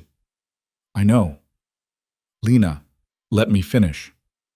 Okay. She set 1 glass in front of him. She kept the other. She did not sit yet. She leaned against the counter with both hands. I was angry on Sunday night, she said, for 2 reasons. The first was that you made a decision about somebody who belongs to me without asking me. That one, I'm still a little angry about. I am not going to pretend I'm not. But it is the kind of angry I can put down. It is not the kind of angry I have to carry. Okay? The second reason is bigger. Okay. She took a breath. I was angry, she said, because you did something for me that I should have done for myself, and you doing it made me see that I hadn't. And I have been doing that, Adrian. Not doing things I should be doing. For 2 years, maybe 3. I did not visit her.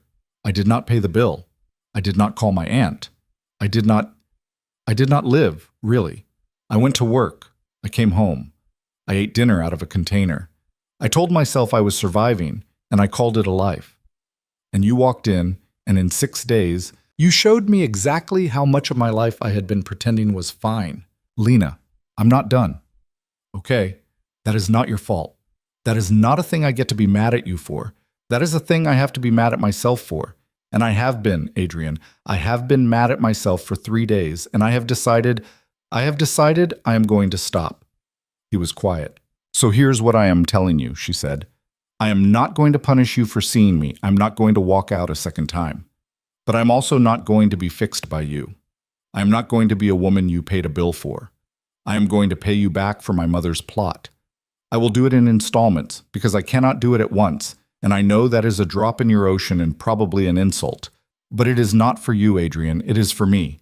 I need you to let me. He looked at her for a long moment. Okay, he said. You agree. Yes. Just like that. Just like that. You're not going to fight me on it. Lena, the first time I met you, you told me you had pepper spray. I am a slow learner, but I am a learner. If you need to pay me back in installments to be able to look me in the eye, you will pay me back in installments. I will set up an account. The wire instructions will be on your phone in the morning. You can send $1 a month if you want. You can send the whole thing tomorrow. You can send nothing. It is your decision. Thank you. You're welcome.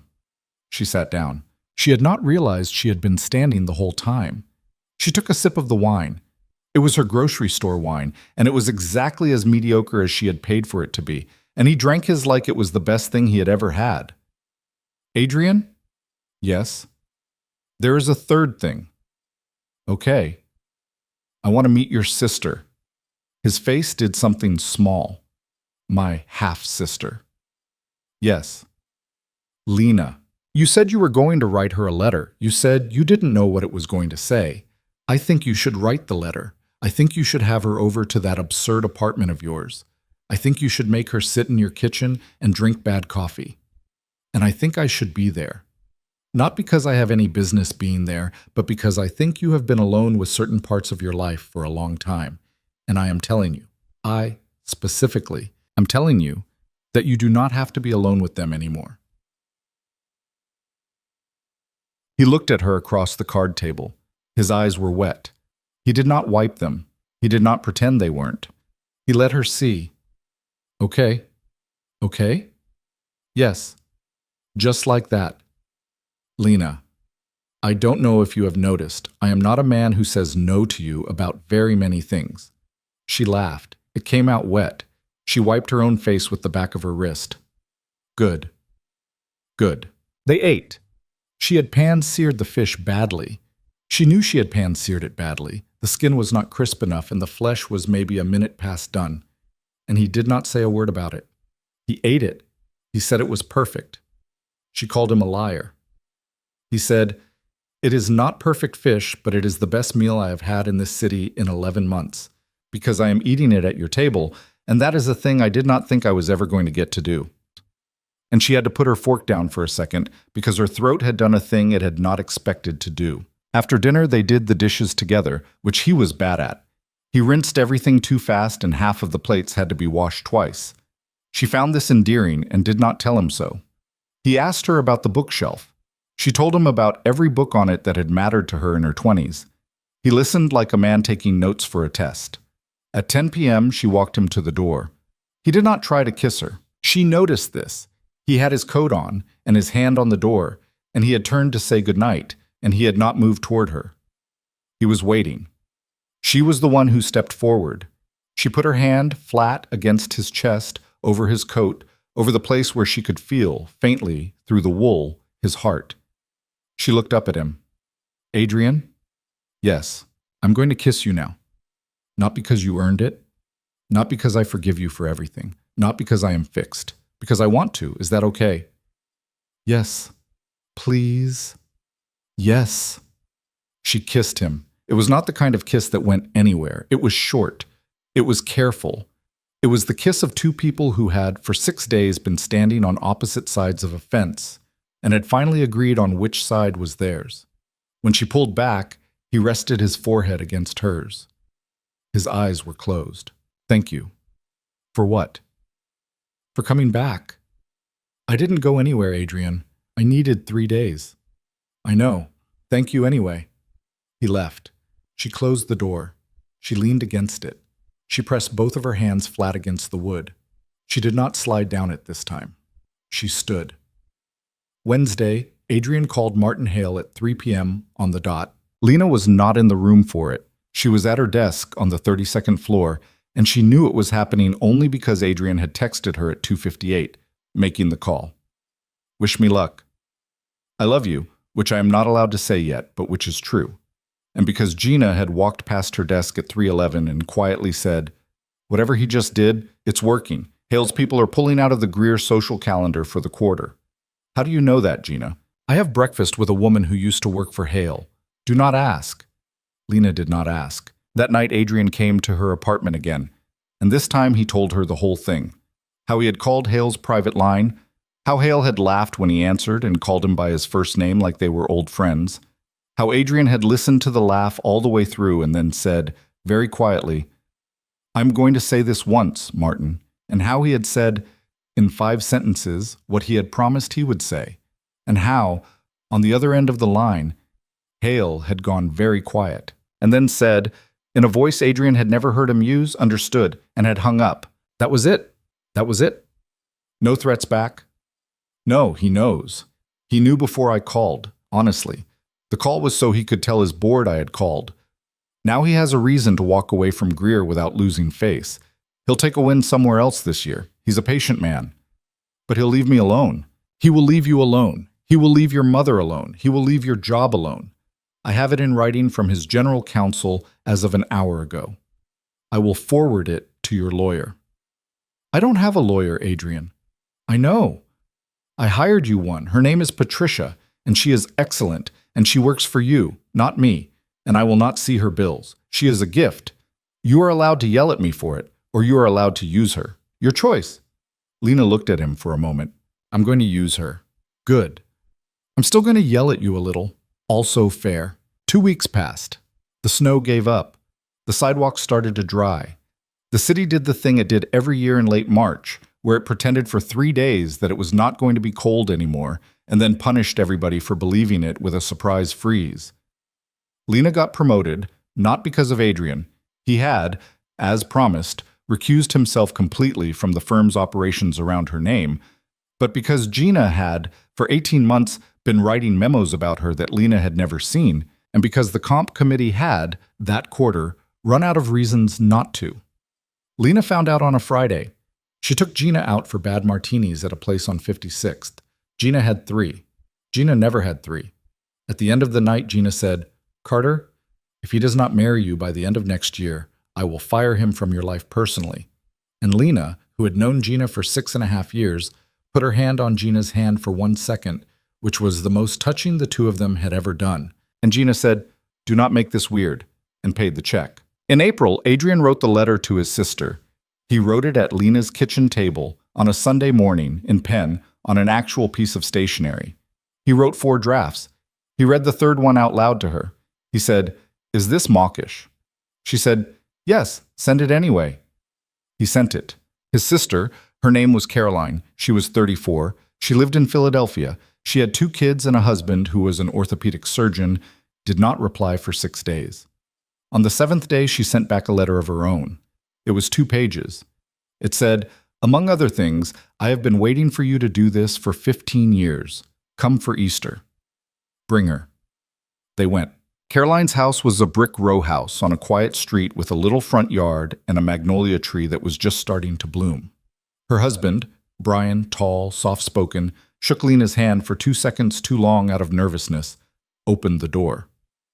The 2 kids, a girl of 7 and a boy of 4, stared at Adrian from behind their father's legs, like he was a rumor that had finally walked in. Caroline came out of the kitchen in an apron, wiping her hands on a towel. She was taller than Adrian had said. She had his eyes. She looked at him for a long second in her own foyer, and then she walked across the wood floor in her socks, and she hugged him, hard, without saying anything.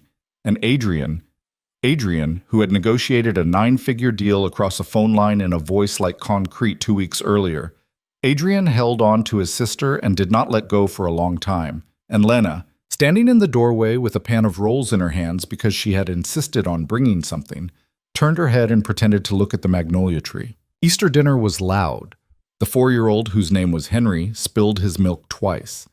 The 7-year-old, whose name was Ava, made Adrian hold a stuffed rabbit during grace, which Caroline led, briefly and gently and without any of the language Lena had braced for. Brian told a long story about a patient who had broken his ankle on a unicycle. Adrian laughed hard enough that Caroline stared at him for a second and said, I haven't seen you laugh like that since you were 12. And he said, I haven't felt like this since I was 12, Carrie.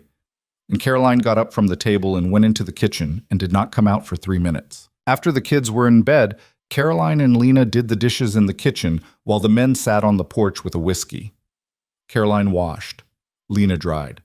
For a long time, neither of them spoke.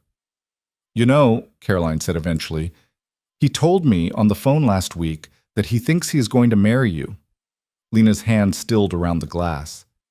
He did. He did. We have known each other for 9 weeks. I've been married to Brian for 11 years. I decided I was going to marry him in 9 minutes. Lena laughed a little. He's not easy, Caroline said, scrubbing a plate. My brother. I want to tell you that. Nobody has probably told you. He is very kind, and he is very smart, and he is very loyal, and he is also, Lena, he is also a man who has spent 38 years earning the approval of a dead man. It does not just go away because he had a moment. He is going to disappoint you. He is going to make decisions without asking you. He already has. Caroline looked at her. He paid for my mother's grave. Ah, Caroline said. She went back to scrubbing. That is so him. I walked out. I came back. Good. Keep walking out when you need to. Keep coming back when you can. That is the job, Lena. That is the actual job. Lena dried a glass. Thank you. For what? For having us. Your family. I'm not. You are. Stop. You are. They finished the dishes. On the porch, the men were talking quietly about something. Through the kitchen window, Lena could see the back of Adrian's head. His hair a little longer than it had been in February, a little more silver at the temples than it had been a month ago. She could see the way his shoulders sat differently than they had the first night she had met him. Lower, looser. The shoulders of a man who had decided, at some point in the last 9 weeks, to stop holding his whole life up by himself. That night, driving back up to the city in the dark, with Adrian at the wheel, he had insisted on driving. He did not let Davis drive on holidays. He had told her this as if it were an ordinary thing. Lena put her hand on the inside of his right knee and left it there. And he put his right hand over hers, and they did not talk for the whole stretch between Trenton and Newark. And it was the first silence she had ever sat in with another person that did not feel, somewhere inside it, like she was waiting for something to go wrong. Somewhere around exit 14, he said, without looking at her, I'm going to ask you something. Not tonight. Not this month. Soon. Okay? I wanted you to know. Adrian. Yes. I already know my answer. He glanced at her. You do. I do. Are you going to tell me? No. I am going to make you ask. He laughed, a real one, a tired, happy laugh. Fair, he said. They drove on. The lights of Manhattan came up ahead of them, small and gold and ordinary, the way the skyline of a city looks when you have, finally, stopped being afraid of it. He asked her in June, not in the way she had, at various points in the preceding 6 weeks, half braced for. Not in the obscene apartment with candles on every surface. Not on a helipad. Not in Paris. Not in any of the ways that a man with a net worth north of $6 billion might, if he were a worse man, choose to ask a question like that. He asked her on a Tuesday evening in her own kitchen, while she was standing at the stove stirring a pot of tomato sauce she had made from a can and a jar of basil, because she had worked until 7:30 and he had been there, on her couch, with his shoes off and his tie pulled loose, reading the FT and waiting. He walked up behind her. He put his hands on her hips lightly, the way he had learned to do. Not in a way that presumed, only in a way that asked. She leaned back against him. She did not turn around. Lena? Marry me. The wooden spoon paused over the pot. She did not turn around. She did not move. You said you were going to ask me, Adrian. That wasn't asking. Will you marry me? That's better. Is that a yes? She turned around. She was still holding the spoon. There was tomato sauce on her wrist. Her hair was in a clip. She had on yoga pants and one of his old t-shirts. She looked at him for a long moment, and she saw him, really saw him. A 38-year-old man in a kitchen too small for him, with a ring in his pocket that she knew he had been carrying for at least a week because she had seen him pat the same jacket pocket 4 separate times in the preceding 48 hours. Checking. She said, yes. Just like that. I told you in the car, in April. I already knew. You are the one who decided to make a production of it. I did not make a production of it, Lena. We are standing in front of a pot of marinara. Exactly. Minimal production. I appreciate that. He laughed. He pulled the ring out of his pocket. It was not what she had expected. She had expected, on the 1 or 2 occasions she had let herself imagine it, something large and cold and a little hostile. What he had was small, an old cut diamond in a plain gold band, a setting that looked like it had been made before either of them was born. It was my grandmother's, he said, on my mother's side. She left it to Caroline. Caroline sent it up in April. She said, her exact words, in a note. She said, take this, and if you ever lose Lena because you were stupid, I will come up there personally and take it back. I like Caroline. I know you do. She put the spoon down. She let him take her hand. He slid the ring on. It was slightly too big. She did not mention it. He noticed it, and his face did the thing where it almost apologized for something he had not yet done, and she said, before he could, Adrian, stop. We'll size it. It's fine. It's fine. It's fine. Then she put her arms around his neck, and he put his arms around her waist. And neither of them said anything for a long moment. And on the stove behind them, the sauce began to stick to the bottom of the pot in a way that was going to be very annoying to clean later, and in that moment, neither of them cared. The sauce burned. They ordered pizza. They ate it on the couch, the ring catching the light every time Lena picked up a slice. And Adrian, who had eaten at the best restaurants in 4 countries, said, around a mouthful of lukewarm pepperoni, that it was the best meal of his life. They got married in October. Not in Manhattan. Not in one of the hotels that Adrian's assistant Priya had. In the week after the engagement, emailed Lena a list with an apologetic note that said, "He asked me to put together options. Please ignore this if you hate all of them. I will not tell him." Lena had read the list, the Plaza, the Pierre, a converted bank on Madison, and she had written back to Priya, "Thank you, but no." And she had brought it up with Adrian that same night, and what she had said was, "I want to get married at the place upstate, the one you said you would teach me to ride a bike at. I want it small. I want Gina there, and my aunt, and Caroline, and Brian, and the kids, and Davis, and Priya, and that is it. I want it to not be a picture in any magazine. I want to wear a dress that my mother would not have called ridiculous." Adrian had looked at her for a long time, and he had said, "Okay." And then he had called Priya and told her to cancel the list. The place upstate was in the Catskills. He had bought it 6 years earlier, a farmhouse with 20 acres around it, and for 6 years he had spent, by his own confession, fewer than 40 nights there.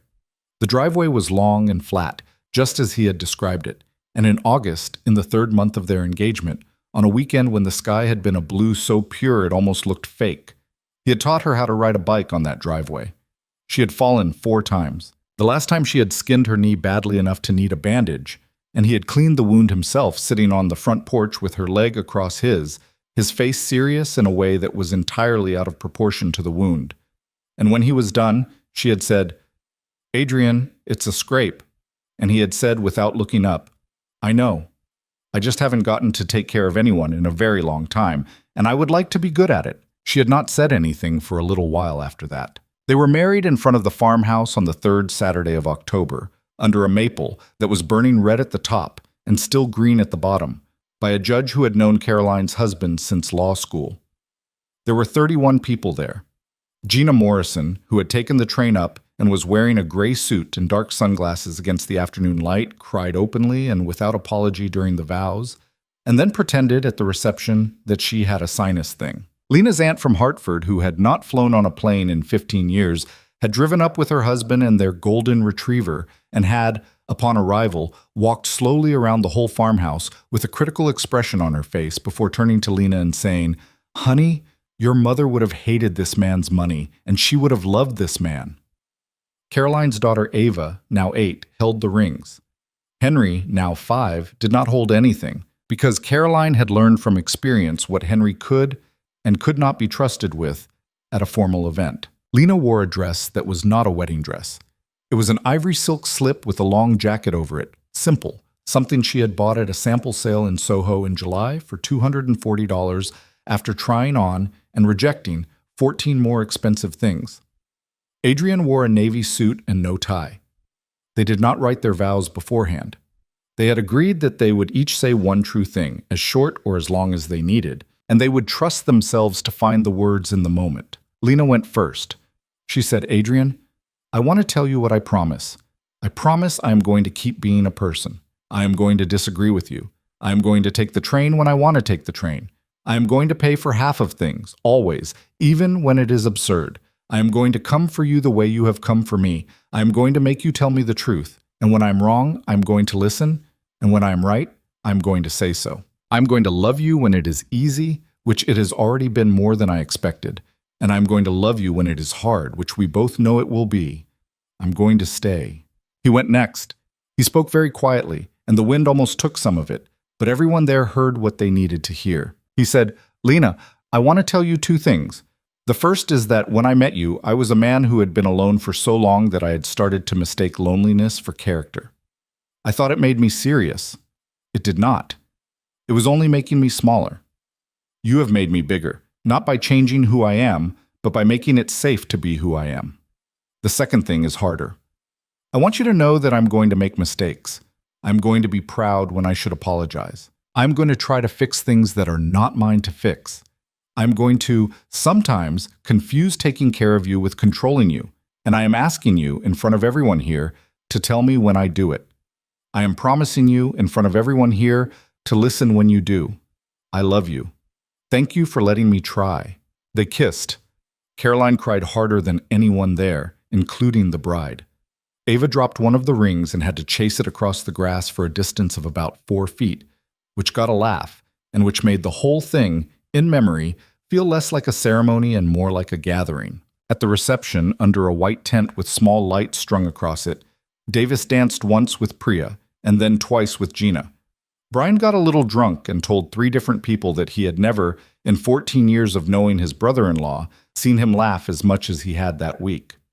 Lena's aunt sat with Caroline for an hour and talked about nothing in particular, 2 women who had, between them, survived a lot of things, and who understood each other without having to say so. At one point, very late, around 11, when most of the older guests had gone back to the inn down the road and the tent was quiet, Lena found Adrian standing by himself at the edge of the property, looking out at the dark field.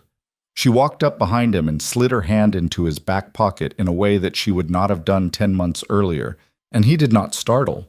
He had learned her. He knew her step. Hi. Hi, wife. Don't.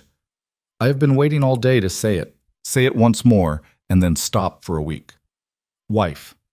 Okay, done. He turned. He looked at her. I want to tell you something. Okay? Martin Hale sent a gift. She blinked. He what? Not for the wedding. He doesn't know about the wedding. He sent it to my office last Tuesday. An unsigned card. A bottle of scotch. The card said, in typed letters, "Congratulations on the Greer deal. You were the better man for it. M.H. Adrian. I had the scotch tested. It was just scotch. Adrian. I know. It is a strange thing. I told Davis. I told my security team. I am telling you now. I do not think he is going to be a problem again. I think, and I realize this is a hopeful thing, and you may laugh at me. I think a man loses a fight badly enough. He goes home and reconsiders his life. I think maybe he has. Or he is playing a longer game. Yes, I thought of that too. My security team is not going away. Davis is not going away. You will always be safe, Lena. I am telling you this because I promised you I would not carry things alone anymore. I did not carry this alone. I told you the day I opened the package. You did. I did. Thank you. You're welcome. They stood for a little while. Somewhere back in the tent, Henry, who should have been in bed, was playing with a sparkler that Brian had almost certainly not sanctioned. Adrian. Yes. We are going to have such a strange life. I know. Are you ready for it? No. Good. Neither am I. He laughed. He pulled her against him.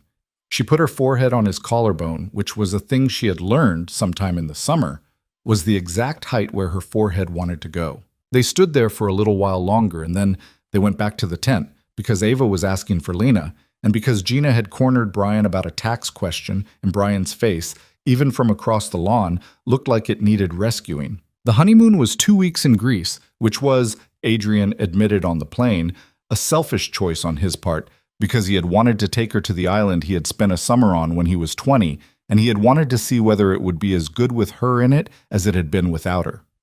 It was. She burned her shoulders on the second day, badly, and he rubbed aloe onto them every night for a week with a patience that was, she had started to understand, simply the shape of how he loved, not grand, not visible, only there, in the small repeated gestures that almost nobody ever saw. On the flight home, somewhere over the Atlantic, she leaned her head on his shoulder and said, I want to talk to you about something. Okay, I want to keep working. I assumed. I want to be clear, Adrian. I want to keep working, not part-time, not a consulting thing. I want to keep being an analyst. I want to get to VP, and then I want to get to director, and then I want to be Gina in 15 years. And I want to do it without anybody at that firm ever believing it was your money. I want that more than I want almost anything. And I want you to promise me you will let me have it. He looked at her for a long moment. Okay. Adrian, Lena, I promise. I knew this about you before I ever took you to dinner. I will not help. I will not introduce. I will not mention your name in any room. If someone asks me about you, I will say, she is my wife, and she is better at her job than I am at mine, and she did not need me to do any of it. I will get out of your way. Thank you. You're welcome. Also, also what? I want to buy my own apartment with my money. Not ours. Mine. Okay. Not to live in. I'm going to live with you. I am saying I want to have somewhere. A place that is only mine, that I paid for, that has my name on the deed. Not because I am planning to leave, Adrian, because I am planning to stay, and I need to know that the staying is a choice. He was quiet for a second. Okay? Just like that. Lena, yes. Buy the apartment. Buy it with your money. Put only your name on the deed. I will not set foot in it unless you invite me. If you never invite me, I will not ask why. That is the actual easiest yes I have given you all year. She closed her eyes. I married a good man. You married a lucky man. Both. Both. They landed at JFK at 5:14 a.m. Davis met them at the curb. It was November. The city was gray and raw and smelled like a hot dog cart 3 blocks away, and Lena stepped out of the car with her ring on her finger and her sunburn peeling in patches under her coat, and thought, this is the life. This is the actual life. This is it. She went back to work on a Monday. Nobody at the firm made a thing of it. The ring got noticed at the coffee machine. 2 women from the tax floor congratulated her. Gina, walking past her desk at 9 a.m., muttered, "If you come to me with a single feelings problem in the next 2 weeks, I am going to push you out of this window," which was the closest thing Gina had ever said to "I am so happy for you," and Lena took it the way it was meant. At 10:40, she got an email from Adrian's personal address. No subject line. The body said only, "The apartment on 87th, Studio, 1.2. On the market this morning. I am not bidding on it. You do not have to bid on it. I'm just telling you it exists." She looked at it for a long time. She did not reply. At 12:30, on her lunch break, she walked 2 blocks and called her lawyer, Patricia, who she had, as promised, been using for 8 months. Patricia picked up on the second ring. "It's Lena." "Hi, Lena. I want to buy an apartment. I want you to make the offer. I do not want the offer to have my husband's name anywhere on it. Okay? Can we do that?" "We can do that. Send me the listing." "I'm sending it." "Okay." "Patricia." "Yes." "Am I being weird?" "No." "Okay." She got the apartment in January. She did not move into it. She furnished it. A bed, a desk, a chair by the window, a single small bookshelf. And she kept a key in her wallet, and she went there sometimes for an afternoon, and read, and sometimes did not read, and sometimes just sat. Adrian never came. He did not ask. One day in February, almost exactly a year after the fire emoji, she texted him from the apartment and said, "Come up if you want. I want to show you something."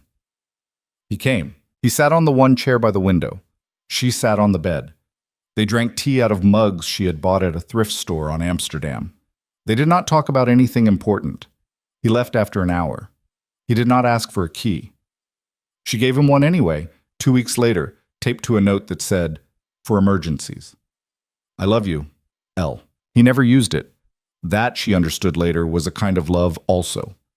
The first year of the marriage was not easy. She wanted people to know that later, when younger women at her firm, there were more of them by her 3rd year at VP, would sometimes ask her, shyly, over coffee, what it was like to be married to someone like him, and she would always answer the same way. She would say, "It was not easy. The first year was hard. We had 3 real fights. One of them lasted for 5 days." And they would look at her like they had not expected that answer, and she would say, "Listen, if anyone ever tells you that love like this is a soft thing, they are selling you something. Love is not soft. Love is a decision you make 900 times, on days when it would be easier not to make it. It does not feel like floating. It feels like staying. It feels like sitting down across a table from the same person after you have hurt each other and saying, 'I am here. Are you?' That is all it is. That is all it has ever been." They had their first real fight in March about his mother's piano. He had had it moved into their apartment, the pre-war on 68th, where she had moved in mostly by that point, though she still kept the studio, without telling her.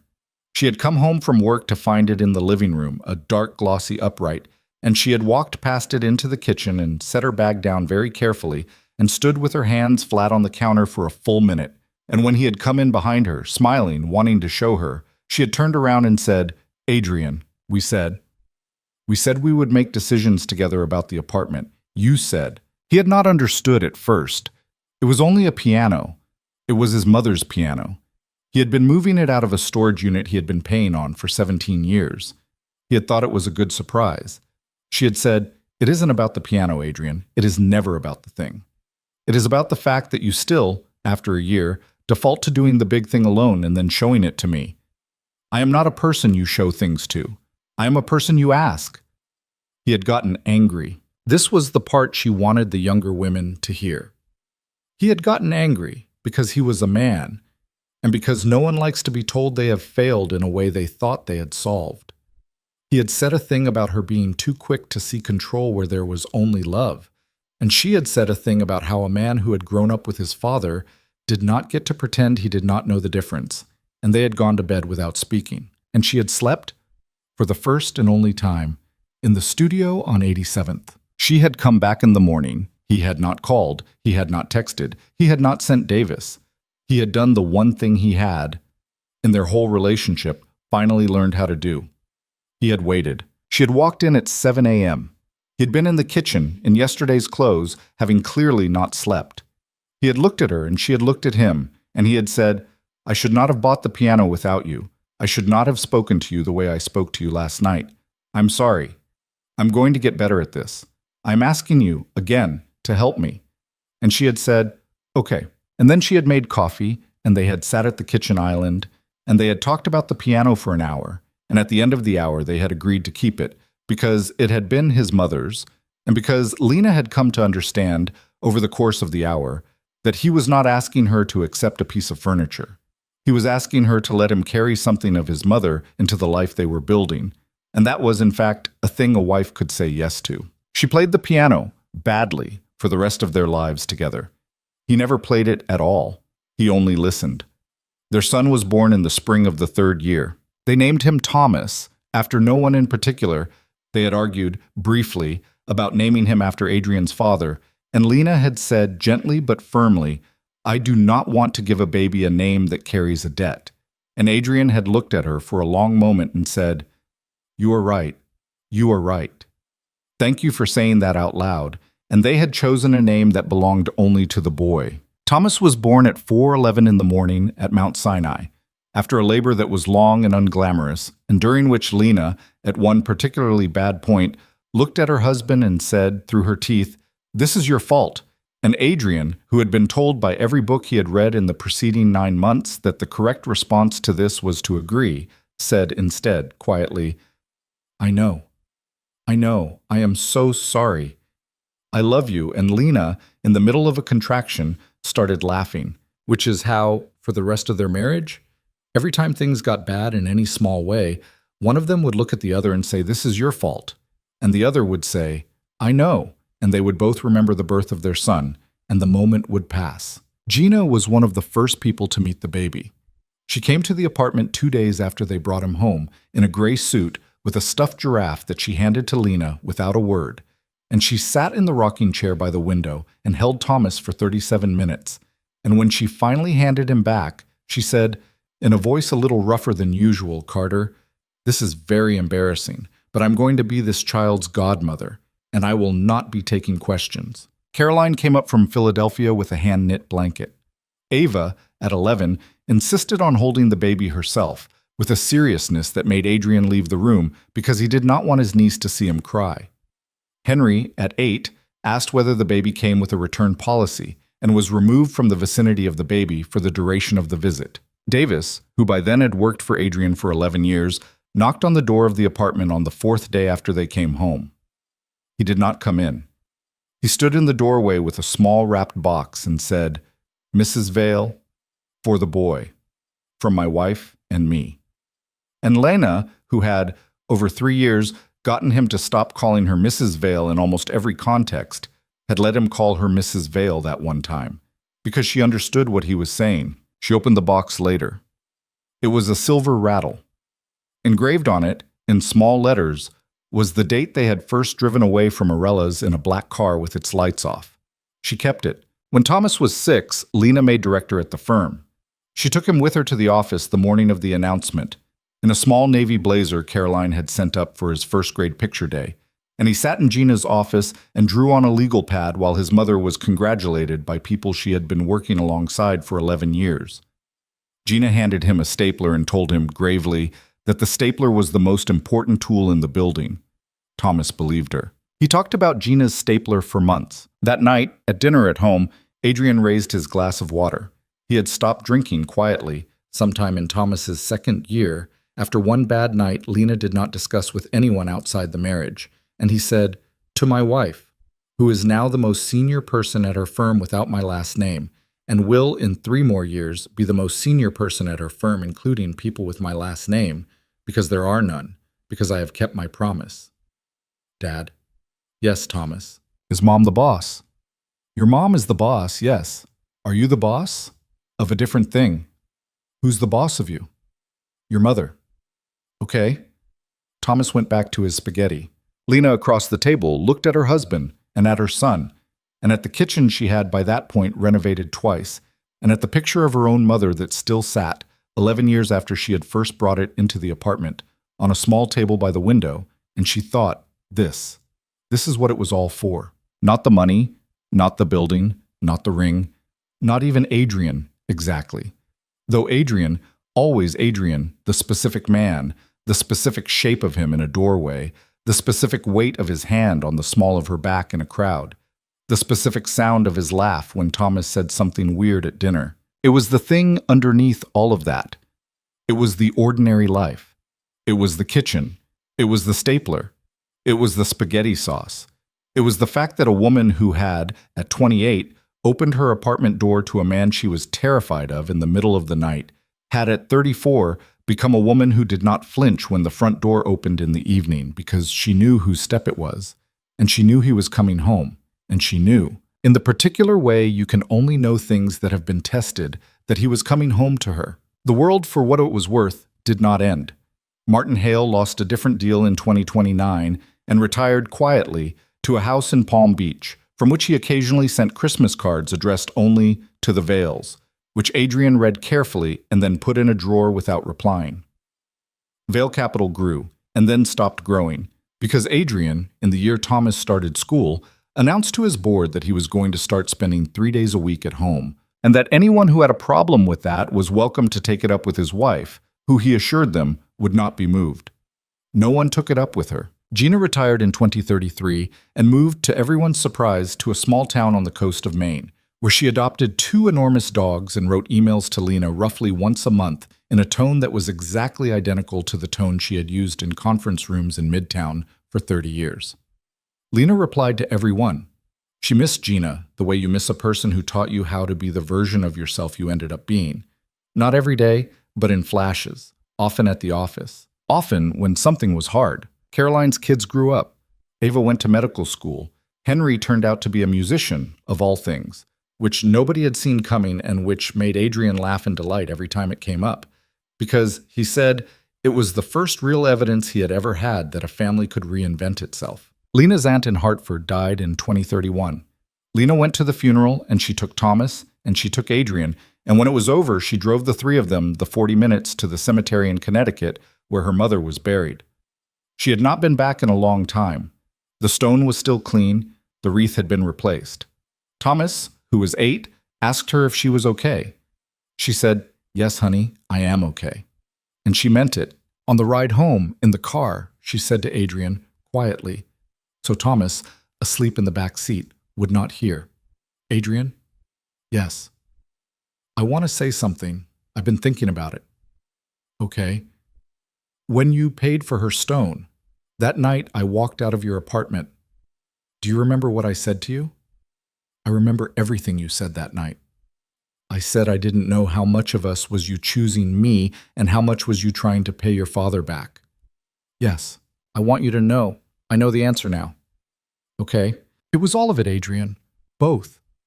You paid my mother's bill because of your father. You came to the hallway of my apartment at midnight because you were lonely. You read my footnotes because you were tired. None of it was pure. None of it was just for me. I spent a long time, Adrian, being angry that I was not a reason by myself. And then one day, I don't know, Thomas was maybe 3. I realized I had never loved you purely either. I loved you because you saw me. I loved you because you paid attention. I loved you because I was tired of the men who did not. I wasn't pure either. Nobody is. And the thing I want to tell you, okay. The thing I want to tell you is that it doesn't matter. All the reasons we came to each other, they don't matter. Only what we did after matters. Only the staying. I wanted you to know that I have stopped keeping score. He did not answer for a long moment. Then he reached across the console without taking his eyes off the road, and he found her hand. Thank you, Lena. You're welcome. And that was the real ending. If anything has a real ending. Not the wedding, not the baby, not the promotion, not the first night he knocked on her door. Just a car on a highway, somewhere north of Hartford, with their son asleep in the back, and a woman telling her husband, I have stopped keeping score, and a man saying thank you, and the two of them driving the rest of the way home. Sometimes a mistake is not a mistake. Sometimes it is the door your whole life had been waiting for you to find. A woman hits a wrong button at 11:47 p.m., and she thinks it is the worst night of her life. And 6 years later, she is sitting at a kitchen table listening to her child call a stapler a treasure. You do not get to choose the door. You only get to choose after whether to walk through it. Lena Carter walked through it. She did not walk through it the way a woman in a movie walks through it, gracefully, without doubt, with her hair lifting in some invisible wind. She walked through it badly and clumsily and angrily sometimes, and with Gina telling her to be careful, and with her mother telling her from somewhere to keep the part of herself that had learned to stand alone, and with a man named Martin Hale trying to shove her back through it. She walked through it anyway. She walked through it, and she kept walking, and at some point the door was behind her and the life was in front of her, and she was simply living it. That is, in the end, all any of us get to do. Walk through, keep going. Love the person who is walking next to you, imperfectly, for as long as you both get to walk. Stay.